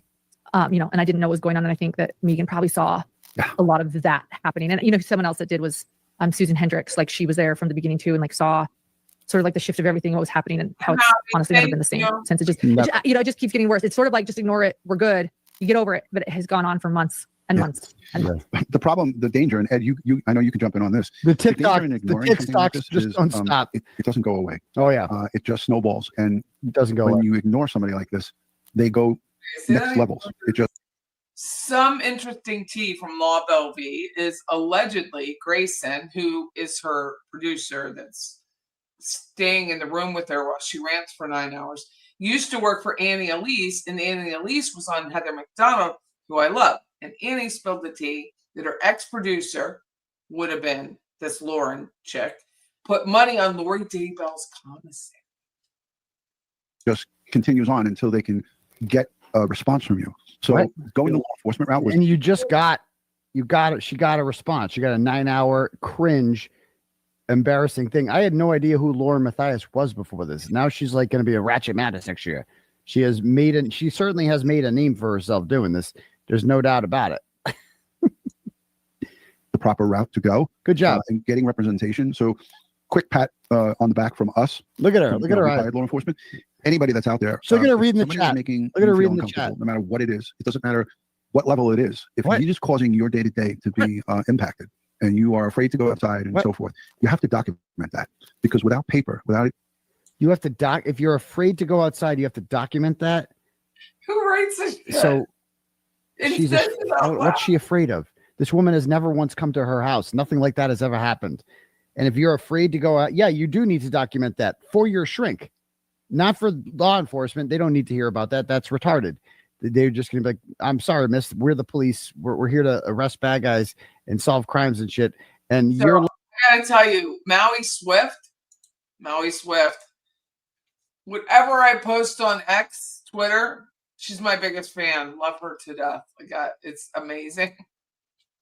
Looking for a shrink. That's what you need. So yes, she should document that for her shrink and tell them, I'm clearly lost my mind. I'm delusional. I'm afraid to leave my house because of a TikTok. A woman for no particular means or anything like that, with no violence history or anything like that. She makes TikToks about me, and I'm afraid to breathe oxygen outside. So yeah, I think you need help of somebody who's not the police. But go ahead. Being documented and a report being done, then it's your word against theirs. Yeah, her You husband. have to screenshot and save everything. You know, you and Grayson are doing it. And shout out to Grayson for being a good support. Okay, system. so this is a good question. If this was your wife, would you not support her? Okay. If my wife, I'm not married, but if my wife was telling me that someone out there was if my wife was like somebody with a very large platform like this and is a public persona, and they were like somebody out there who used to be friends with my wife, had a falling out with her, and is now making TikToks, criticizing her, here's a couple options that we would do. Number one, we make our own TikToks shitting on her. Okay. And we start calling her out on her bullshit. All right. Or something like that, or you just block her and you move on with your day. Oh, I didn't have thick skin in the beginning, Julia. I didn't have thick skin. I do now, but I didn't. Document it for your shrink. That would be my advice as a husband. That's how you support. Supporting doesn't mean that you blindly just agree with your wife's delusions. Sometimes being a supportive spouse means telling them how it is and being honest with them and doing what's in their best interest. This is not in her best interest. This is bad. She's lost subs over this. Her reputation is destroyed over this. I didn't know who she was before this. I had no beef with her. I think a lot of you might have been the same way. A lot of you might have followed her before or see her. She has no freaking reputation after this. So if her husband is not helping her out with this, this is not what support is. Support does not mean that you blindly, if your wife is making bad decisions, you don't have to go along with it. Like, that's the whole point of a marriage, is you give each. Or if your sister implies that you should maybe kill her ex-husband, you don't have to go along with it. Or if your the former mother-in-law of your brother-in-law implies and asks for a murder to be committed, you don't have to go along with it. But of course, in the Adelson's case, it all went that way. Each other advice. You balance each other out, right? You tell them uncomfortable truths sometimes, right? And so, I mean, this person apparently, because I don't know if you're Courtney in Oklahoma, this is an antagonistic question. If not, I apologize. But it's like, it seems like you're suggesting that she should be supportive. Thank you very much. You were one of my original patty cakes. Thank you very much. By her husband, regardless. And that's not support. If you're in a relationship like that, where your husband is just a yes man, then you're not in a real relation. It's not a healthy relationship. You know what I mean? But and she's going through it as well. I don't want to leave her out of it. And Dr. John, all three of you guys are just extended family, all victims here as it pertains to this. And again, good people don't do this. This is not behavior of good human beings. So I want to go ahead. It's not normal. Mm-hmm. And when you said what you just said about escalation, about being ignored, right away my mind goes back to the movie Fatal Attraction. Oh my God, we're talking about Glenn Close character. Wait a minute. Where is this Ed guy sitting?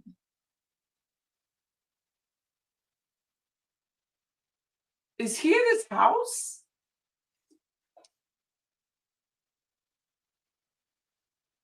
Look at the speakers on the stand. I'm sorry, that's what I do when I see someone's. What are they doing back here? What is all this? Are these challenge coins? Maybe. No, that looks like shot glasses.